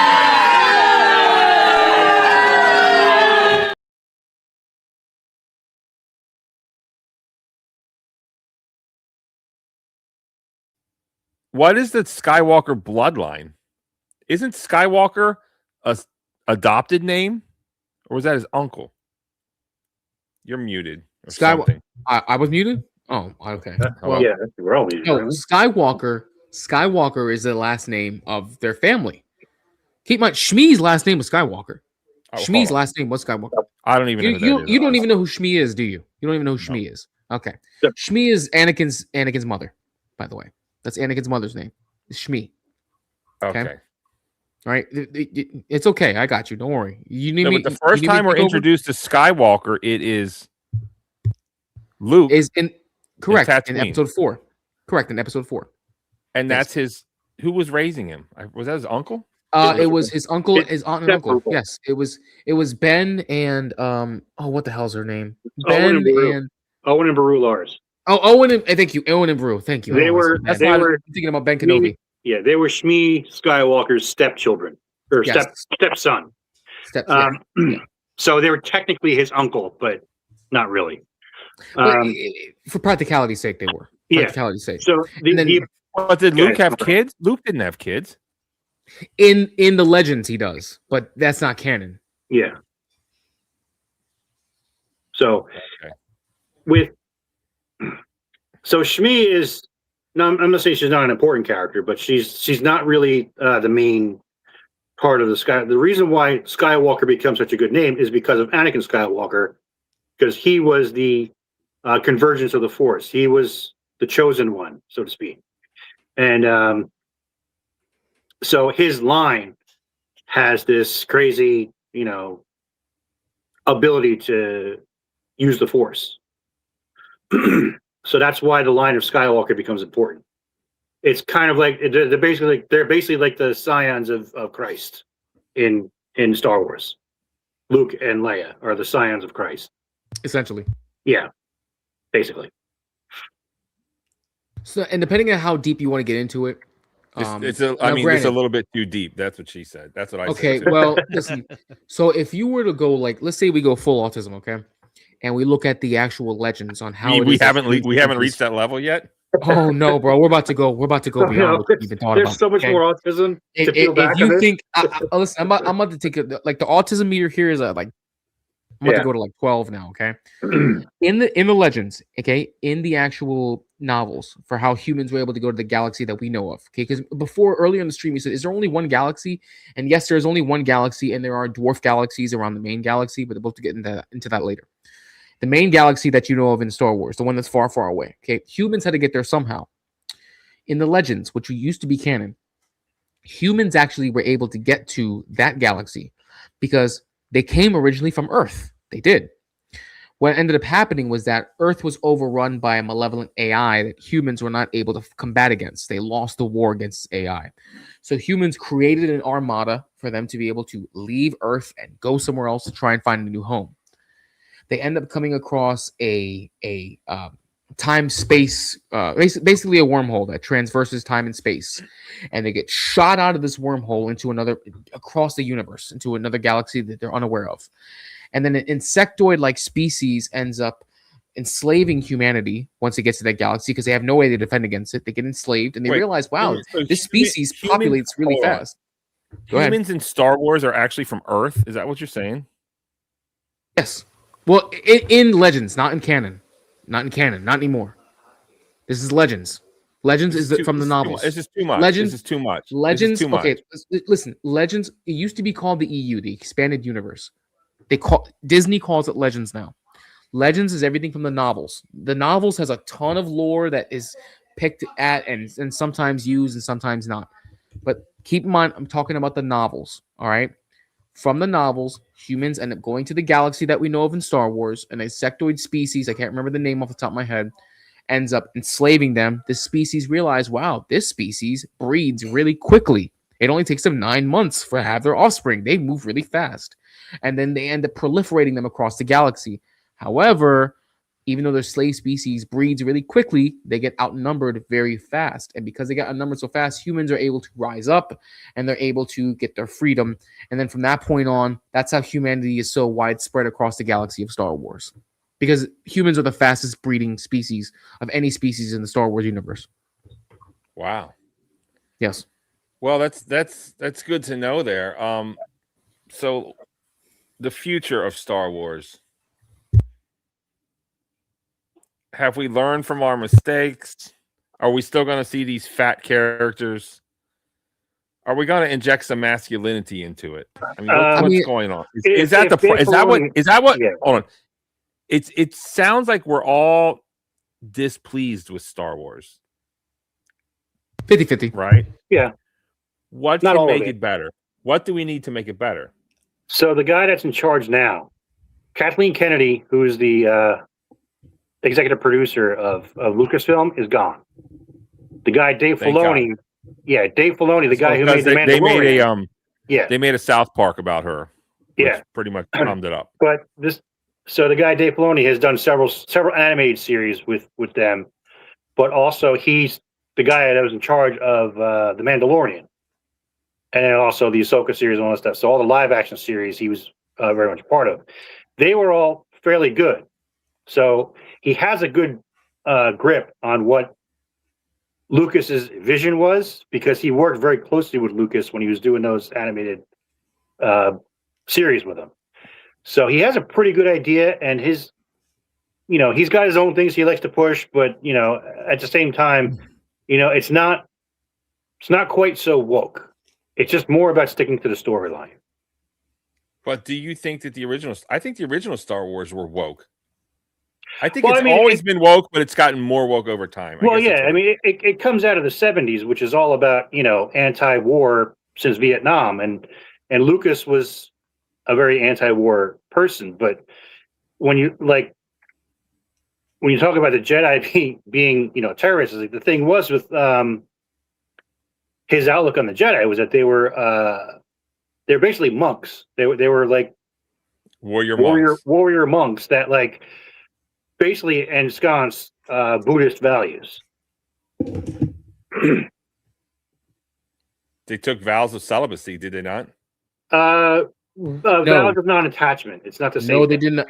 Exactly, because there's literally a member of the council whose species is endangered, and he has 10 wives, and he's allowed to be spewing his seed everywhere because his species is endangered. I forget which one was it. You know who I'm talking about? Ki-Adi-Mundi, the big conehead. Which one was it? What was his name? I know. Nobody looks like. What was his name? Ki-Adi-Mundi. Thank you, Ti-Adi-Mundi. Thank you. He's got 10 wives. Yeah. He needs. But granted, he's a Jedi, so him spewing his seed actually. Okay, hold on. So wait a minute. If your race is facing extinction, we're going to change the rules. But if you have sufficient non-endangered numbers, then Jedis, what? They go to no. Well, the red light district. No, there were a lot of. Go ahead. I'm sorry. No, Jedi are not allowed to form attachment. Okay, that is separate from Jedi being able to procreate. That's a different story. Well, that's what I'm asking. So they just one night stands only? What's the rule? How does that work? Serious question. Okay, so it doesn't really. So I can't even really reference this in Legends, because when Luke has his children, has his family, the Jedi Order no longer exists. And yes, Luke does it in a sense. He does form an attachment. However, Luke has reinterpreted the way that the Force is viewed, because his understanding. Well, I mean, there are no other Master Jedi anymore. It's just him at that point. It's just him. This is when the New Republic is established. When he's creating the new Jedi Order, and their only enemy at that point is the First Imperium, which is the new version of the Empire, as they call themselves, the First Imperium. And interestingly enough, guess who was the head of that? Does anyone care to guess who's the head of that? Because Disney sure made sure to pull him from the Legends and put him into canon. Does anyone care to guess? Woody Allen. No. Come on, you know who he is. Mel Brooks. Got red eyes. I didn't do the EU back in the day, so I don't know. Is it Thrawn? No, but exactly, it was Thrawn. They pulled Thrawn. Thrawn was the lead. Thrawn is purely EU. That was my second guess. Thrawn is purely EU. Disney chose to be assholes and pluck him from the EU. Yes, I'm glad they did, but he's purely EU. He's 100% Legends.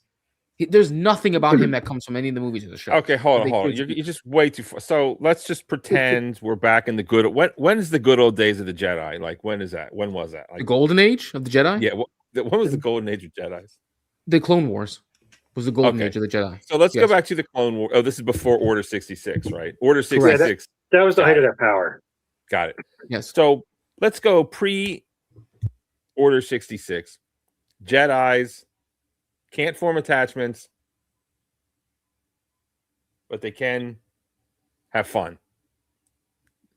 So if you look at, I mean, do you know the rules? Are they only allowed to Yeah. have fun with other Jedis, or what? What's the No, rule? Like, they're so the whole thing, it's like a whole lifestyle. You have to remember that they're supposed to be like raised from children. So the whole concept of attachment is taught to them to not have attachment. So they're not supposed to be attacked. So like, if you train somebody and your Padawan dies, you're not really supposed to mourn them because you're not supposed to be that attached to them.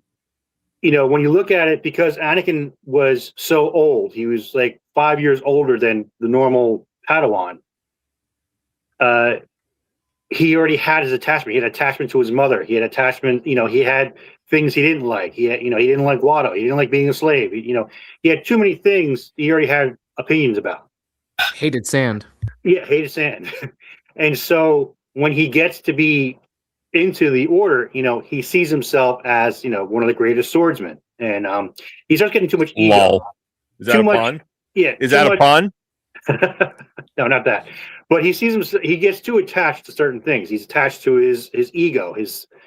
When he becomes made Jedi Knight, serves on a council, but he's not made a master. He's attached to the title, not the service.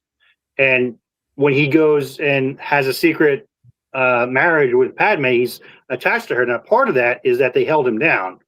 You would expect him to go and do all the things that he's done for the Jedi Order. They won't let him have anything, and that's another attachment that he has. So it's always this constant. It's basically the idea of karma. The more you want, the more you suffer, and that's what happens with it. So the whole Jedi Order is supposed to be ascetic. That you don't own anything, you don't have anything. Everything's provided for you by the Order. So the concept of being in a relationship and being in love is too much of an attachment. So they just don't do it. But they do have the idea of unconditional love. You love everyone equally. And so, it's like you're not supposed to like covet anything, and that's really what the whole idea is. I mean, are you guys scared to answer this? Is there a Jedi Knight with a lightsaber behind your back? Like, this is a serious question. Are there Can they have- comfort? Let me can they have explain sex? it in Yeah, another go way. ahead. Are there comfort women and men for Jedis? Is there a red light district only for Jedis, or do we just not know? Which is a possibility. Like, I get Robots. it. You can't have a wife. You can't have a girlfriend. You got to be a player. But they are Technically- human, and humans Sexually. have wants, needs, desires, and it sounds like it's okay. So Yeah. I ask you again, how does that go down? Do they pay someone in the red light district? How does that work? That's really difficult to Well, answer. yeah, they simply never because- really got. They never really got to that in the series. Yeah, But- and Okay, so just the answer is we concept- don't know. We don't know. We well, don't hold know. on, because just the concept of a Jedi engaging in lust means that they're engaging in desire, which means that they're Right. engaging in impulse, which means they're engaging in their attachment to their desire for the flesh. But you told me Right. they could have it. So what? What is it? Or do we Okay. not know? However, okay. What I told you that example is because it was a need because their species is going to die. Okay, which means, and that was I'm also not a even- Jedi we can master. just leave That him was out. We also- can leave him out. We can leave him out. Okay. It's okay to not know the answer. And which Maybe I said, like that's a R2D2 really has gray area. So Okay, so we just don't know. That's fine. So maybe I should write a Question for sexy romance novel about Jedis. I mean, I don't know. It sounds like something that needs to be, perhaps. I'm Sure. I'm looking it up now. I mean, it's not unheard of for Jedi to go and have a side piece. I mean, was it Obi-Wan had a thing for Satine? Yes, he did. What's her name? The I know what you're talking Mandalorian. Yeah, Yeah, I know what you're talking and then about. you had the Satine, other yeah. guy, Quinlan Voss, had a thing with what's her name? The bald chick, Ventress. So yeah, there are. Interest. That's right. Yeah, there are like relationships, but the thing is that they have to go into it knowing that they can't stay attached. Like they can bang all night. I understand. I understand. It's like, we don't love them hoes. I'm a player. Yeah, pretty I'm hit it and quit it. It's just a fling. Lol. Yeah. Something like that. Sure. I understand that, but it sounds like we really don't know the rules. According to AI, Jedi Knights are permitted to have sex, according to George Lucas. Yeah, they're not Jedi, code. are not celibate, No. but attachment and possession are forbidden.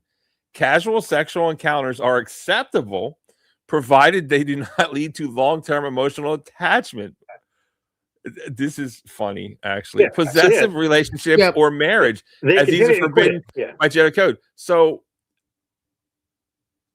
Because the Jedi still understand that every species they're dealing with still has to reproduce. It's still going to have a biological imperative. but That you still has don't. to be But fulfilled. there's plenty of humans, and they don't. You know, I have an idea, Barnabas. What? Let's hear it. Like, what if like R2D2 is like some sort of like sperm bank, like glory hole, and they just basically put like their thing there and just like sent it around the galaxy.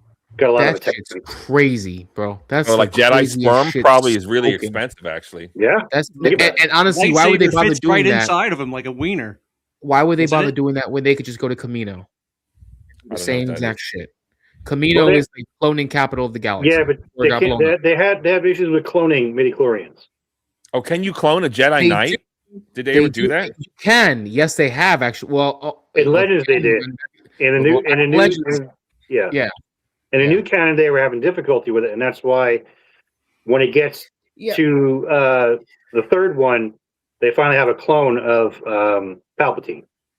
The new canon's retarded because the way Yeah, that they yeah. do midichlorians is based off Yeah. of based off of how much of your body is your midichlorians are attached to your physical body, which means look, a good example is this is that midichlorians, because they permeate your body, right? They're inside your bloodstream. Because Anakin lost 2 of his legs and 2 of his arms, he has less midichlorians than Palpatine. Therefore, he's only 70% of the strength he could ever possibly be.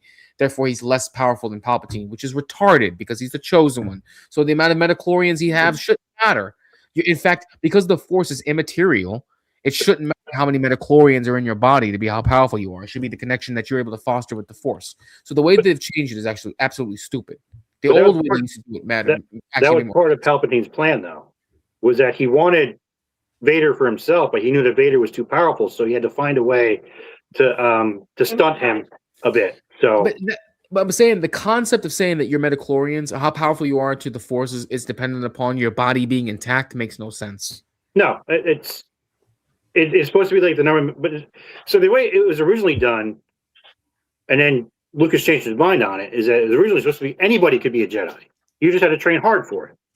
You had to focus, and that's basically how like Obi-Wan was teaching him.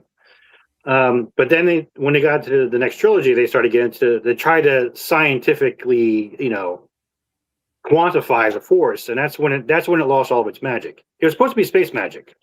And then I'm once okay with yeah. that. Yeah, go ahead. All right, Go ahead. hold on, nerds.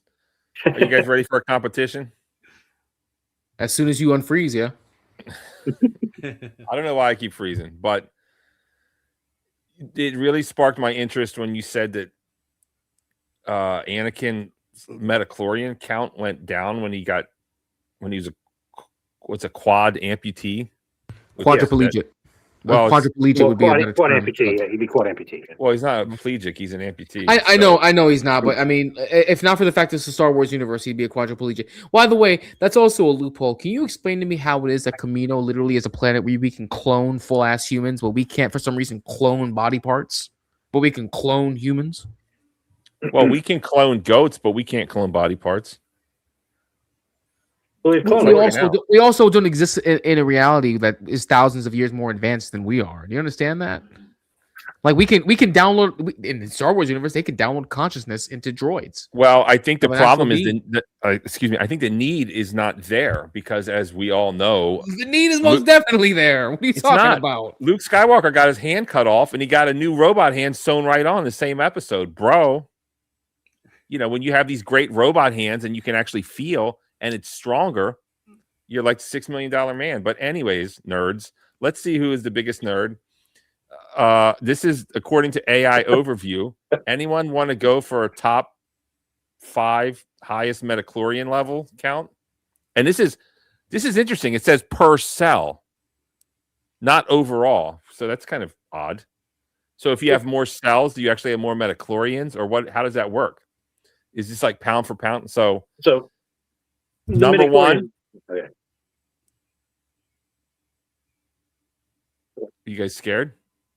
No. I don't even So- know what it is. Okay, I didn't okay, remember that. all right. So I'm just gonna jump on a limb. I'm gonna assume that they factored in legends. I'm also gonna make the assumption that they are going to use non-force entities, which means that these are corporeal material beings. Okay. There's only one I've never heard of. Okay. So as long as you don't see Aboleth on that list, then it shouldn't matter. Oh no, So- actually no. I know all of them. No, I know all of these. Okay, then Aboleth's not on that list. Well, okay. except for one. Oh, there's one in Legends. Sorry, it says it. Okay, I'm gonna say off the jump that it should be Luke, who has the highest metachlorian count. Greg, I'm gonna say Yoda. I guess Obi-Wan. As soon as he unfreezes, he'll tell us. I mean, can you hear me? Yeah. We can hear you now. yeah. I don't know why I'm freezing. I wish it didn't freeze. So how should we do this? No, you guys are both wrong. Okay. All right, go for number 2. I never heard of this guy. I'll just tell you number 2 because I never heard of him. His name is Darth Viciate. Oh, Darth Vician. Oh shit. Okay, Darth Viciate. Viciate. Sounds Italian. He's No. It's 25,000. It's Darth Viciate. Darth Viciate. Yeah. Viciate, sure. He's got 25,000 metachlorians per cell. Oh, wow. Okay. Number 3, any guess? It's got to be one of the Skywalkers. for that. It's got to be. The Bendu. Billy D. Williams. Billy D. Williams. I'll read it. I'll just read it off. I don't know how to do this unless we had like a. Why don't you The just number share your one- screen? Okay. It's freezing. Well, yeah. Well, it's freezing. that's actually a fair point. No, Yeah, but just not that. his screen though. He can still present, and his I mean, own honestly, individual I screen. kind of don't want you to. I want to like. We get it. We get it. You didn't clear out your browser history. We get it. Go ahead. Go ahead. Do your thing. We get it. We get That's it. actually not it. Shocking. He's looking up Jedi prawn. Jedi prawn. I mean, honestly, I really do. I am.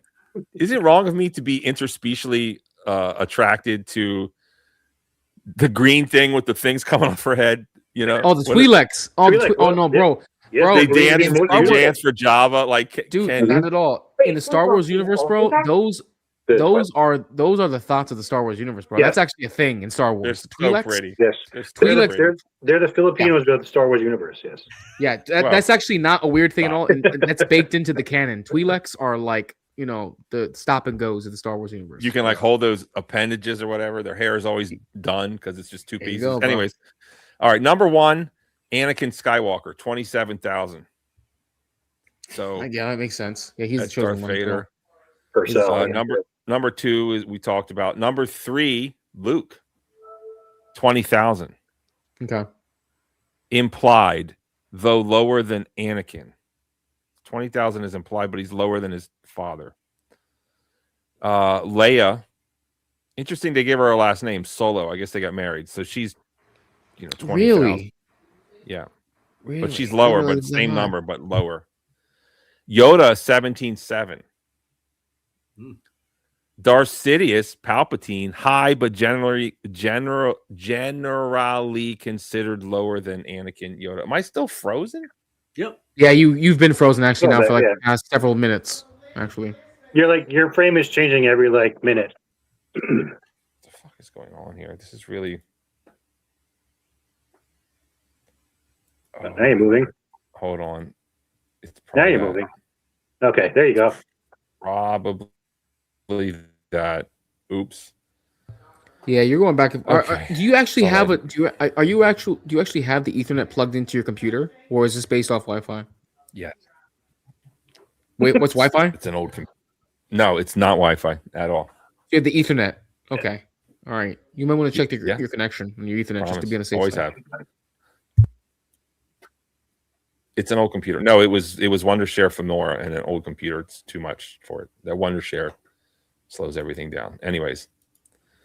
Okay, so then we got Leia and then Yoda 17.7. Darth Sidious, who was Palpatine is Darth Sidious. Okay. Yes. Correct. But he's lower than Anakin, which is also Darth Vader and Yoda.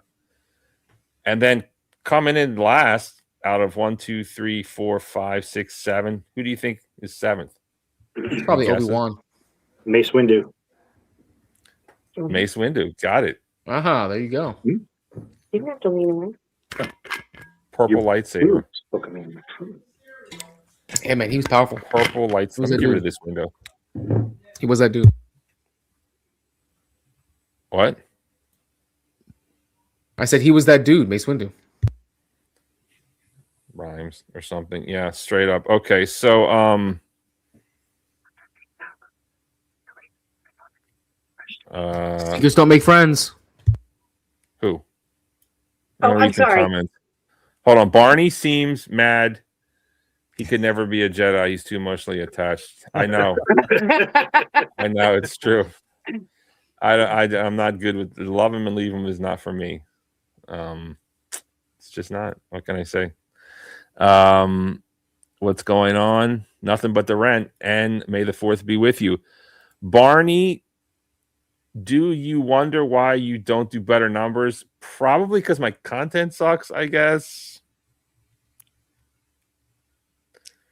My metachlorian count is too low. I do wonder. I do wonder.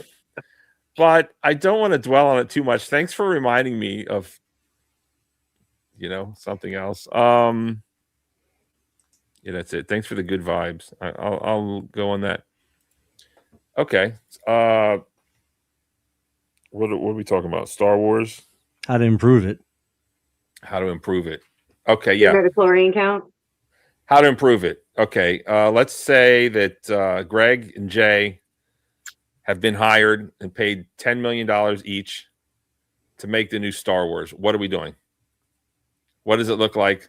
What are we changing? What are we keeping? Go ahead. I have an idea. I feel like you guys are on the same page. Okay, go ahead, Yoda. Yoda first. Okay. First, we could make it a musical like the Blues Brothers, where they don't acknowledge that they're singing, and they just basically go back into a character or whatever. And then we could actually, all the movies that I've seen recently, like even Back to the Future and Fallout, they put a Trump character in there, like a space Trump. Like that might make it more interesting, because you got to throw that in there every time. So make the bad guy Trump. Have Trumpian characteristics. That's actually not that crazy, honestly. Do him up like Destro from freaking G.I. Joe with a silver face, gold, with the hair orange, glows. It can't be that obvious. What's the name of the sexy green things? I want to look them up. Twi'leks. They actually come in all different colors. Can we spell that, please? TWI apostrophe LEK. Okay. All right. Okay. Go ahead, Jay and Greg. Or just talk about whatever you want to talk about. But that's kind of what I'd like to hear, unless you got a better idea. How to make it better? Well, you erased the last trilogy. Well, you can't. Just say it happened on a different timeline. So wait, where do you rewrite Luke Skywalker? Would I rewrite him? Where does your plot branch off from what they actually did? Well, I think we can't. No, I reject that. You can't undo what has already been done. Right. No, I get that. Okay. So I think they missed a big thing on it. I really thought that the Force Awakening wasn't Rey. I thought it was actually Finn, and that would have been a much more compelling storyline. I think it would have been too. He's a guy who used to be a stormtrooper. All of a sudden, he gets awoken to the Force, doesn't know what to do with it, and so I think they could pick up where, because I think he was about to tell her in the last movie that he's Force sensitive. I think that would be an interesting journey, that he's a Force sensitive now who doesn't have anyone to train with, and he's just kind of going through the galaxy, figuring it out. Gooner bait. Gooner bait? Okay. It's a Twi'lek.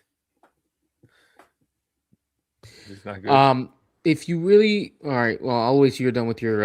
Yeah, that's it. I think between the storyline, I think would have been more. So you want? What's up with that guy? Is he still? What I don't know what happened to him. They just kind of made him a non-important character. After the first movie, he wasn't important anymore. Oh. They kind of sidelined him. They kind of made him like a dork. Yeah. They gave him that Luke Skywalker kind of dork energy. They tried to make him It would have been a good hero's arc, I think. No, they made him into like I said, they tried to make him like comic relief, like he was just a coward. It wasn't really compelling.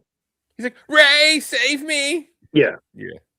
It's So if you want to revitalize, and honestly, it was like, well, we could. Should we mention the racial angle or not? I don't care. I don't care about that. Star Wars is too diversified, and it has been now. Star Wars has always been diversified. Do we think that it's like has. The white woman saves the black man?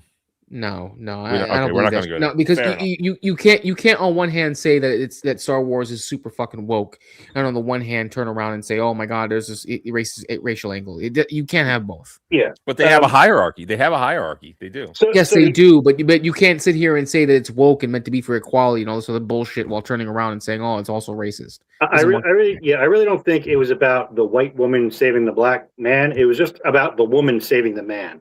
That's really what they were trying to push. It was more feminist than it was racial. Yeah, it's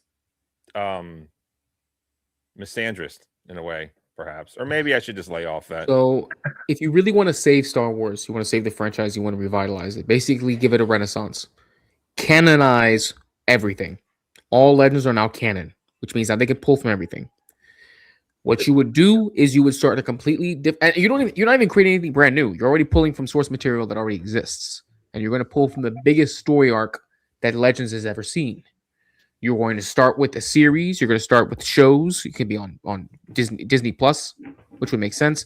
Of course, more Gooner bait, because I'm sorry. To answer the question, you have to goon bait. Of course. Sorry, no. Okay, sorry. You're right. You're right. This is a serious conversation. I was just exploring other races, and you know what? You mean other species or other species, not other races. Yes, interspecial. Anyways, exactly. Okay. And I apologize, and it won't happen again. You're right. You would canonize. You would canonize, because I actually want to answer the conversation. I would like to see Star Wars have a renaissance. I really would. It's part of my childhood. You would canonize everything. You start off with a series. You'd work your way up to a brand new trilogy. You're not using any of the Skywalkers. In fact, you're not using any of the descendants of any of the trio. So no Luke, no Leia, no Solos, none of those. Okay, no Skywalkers, no Solos, no nothing like that. Okay, and you create a brand new movie trilogy based off of at least one series. And you introduce the Vong Wars, which is the biggest of the biggest Legends storyline. Are you familiar with the Vong Wars? I imagine you are, at least to an extent. Yeah, they were trying to do that with the new canon, and that the Grusk were going to be the new Yuuzhan Vong. No, stop! You don't need. I know. They want to reinvent the wheel. You don't need to. Everything's laid out before you. Like, what I understand is they own the Legends also, so they might as well just do whatever they want. So. Exactly. But I'm saying you could do this the same way, and because it's Disney, you already have the template laid out. You could do it the exact same way you had the lead up to Endgame. You could literally do a decade-long lead up with Yuuzhan Vong because of how big that storyline is through Star Wars. You could do that. You could use the exact same formula. You could use shows. You could use animated shows. You could use movies. You could have reveals. Listen, here's the problem. I think Star Wars is oversaturated, quite frankly. Between the Yoda slippers and bed sheets, I know the people are making money off it. I know it's a cash cow. I know if I owned it, I would milk it for everything it's worth. But as a kid, man, when that, Return of the Jedi came out, and then there was like nothing for years. And when the new stuff came out, it was just like face melting. But anyways, okay, so you just want to keep super saturation, build up, keep going. Vong Wars. What are the Vong Wars? No. There's no super saturation that I'm trying to engage in. But you're saying let's make movies, let's make cartoons, like that's but here's the thing: you could literally take all the source material from the novels, from the Legends. You could already make shows, you could make movies of them, and you're leading up to a big bad guy. Okay, just like Marvel did, because Disney owned Marvel that whole time that we loved Marvel, right? You have the same formula at your fingertips. Just apply it to Star Wars. You have source material that already exists. Just utilize it. Just utilize it on the silver screen or the golden screen. Either one works. Yes. Good morning, Sunday morning. I get it. You could already do that with the Yuuzhan Vong. That's fine. You can already do it. That would but save what? Star Wars. That would give it its renaissance, because you're saying, how do we fix it? How do we save it? What's the future? That would be the future. That would make Star Wars worth watching again, because you don't have to involve Jedi. You don't have to involve Skywalkers. You don't have to involve Sith. You don't have to involve any of that shit. So wait a minute. Star Wars with no Jedi? Here's what you can do. No. That's something. They're not the focal point. They're not the focal point. That's the difference. No, that already exists, because guess what? Jedi are not the focal point with Endor. Jedi are not the focal point with Mandalorian. Jedi weren't even the focal point with the Solo movie, with Rogue One. Jedi haven't been the focal point with a bunch of new Star Wars material now. I saw Rogue One, actually. I remember. And Jedi were not the focal point. Force users weren't even the focal point. No, it's not bold at all. I think I'm anti, but I'm so attracted to those lightsabers, and that sound is just. Yes, I understand. I can't resist it. I just can't resist it, even though I want to. I can't. Yes, I get it. I get it. They're bright and phallic. I understand, but you don't have to completely eradicate them from the franchise. The point I'm trying to get at is they're no longer the focus. You can still. Here's the thing: in the Vong Wars, both the New Republic and the New Empire are good guys. Both of them are good, and they have to work together actually to defeat the Yuuzhan Vong. Literally, if you love the light side or the dark, everybody wins.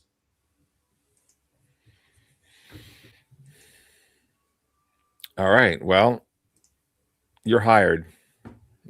I hope you guys can work together. I think we want a lot of good ideas here, a lot of knowledge. Obviously, the depth of knowledge and fan base from you two is your Metachlorians are like up to 20,000 in the Star Wars.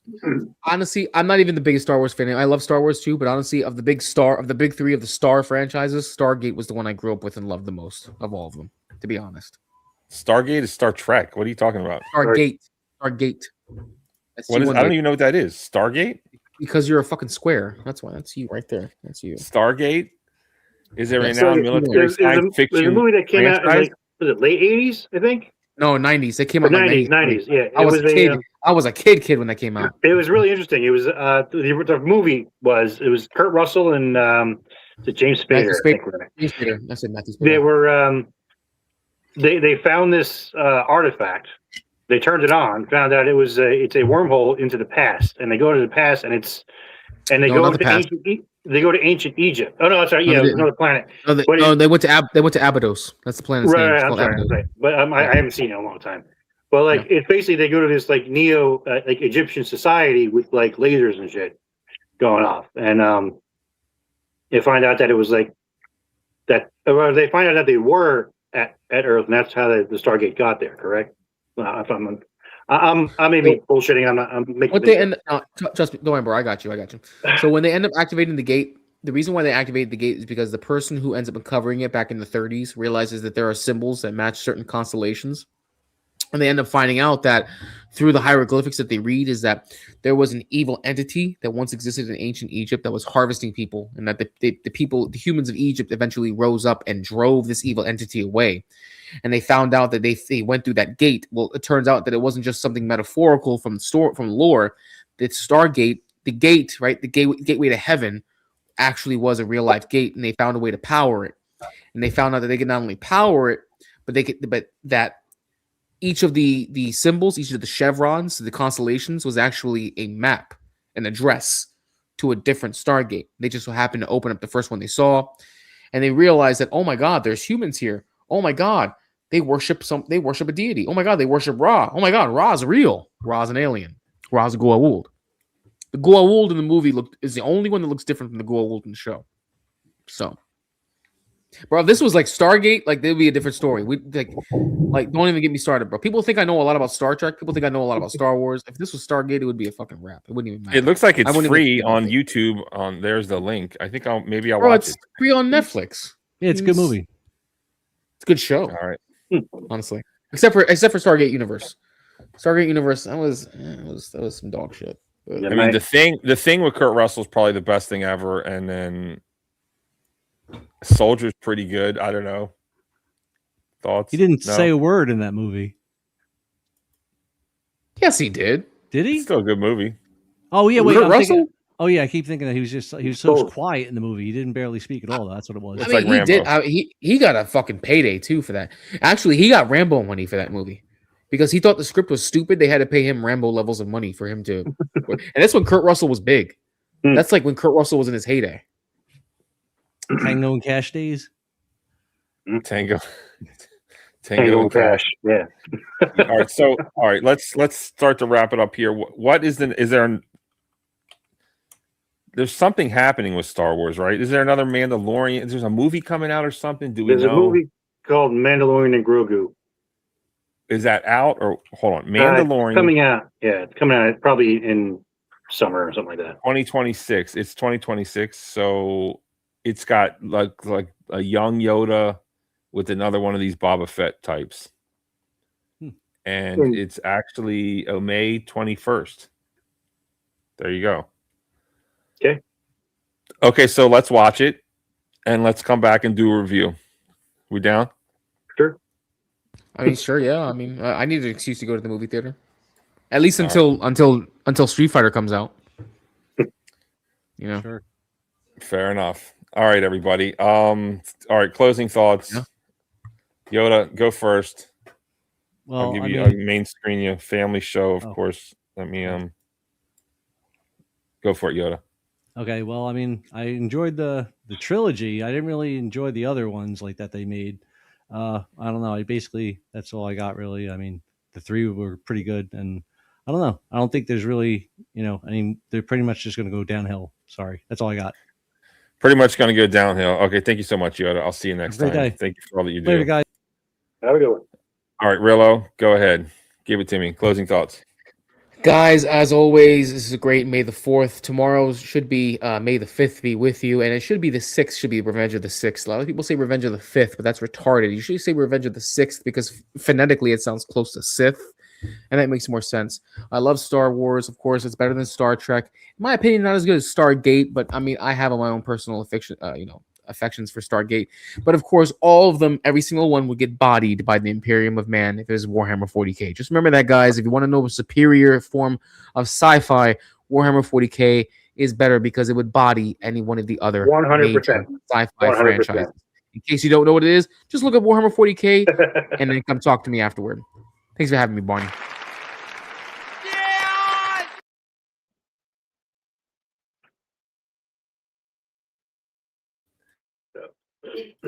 Interesting that, as always, let's face it,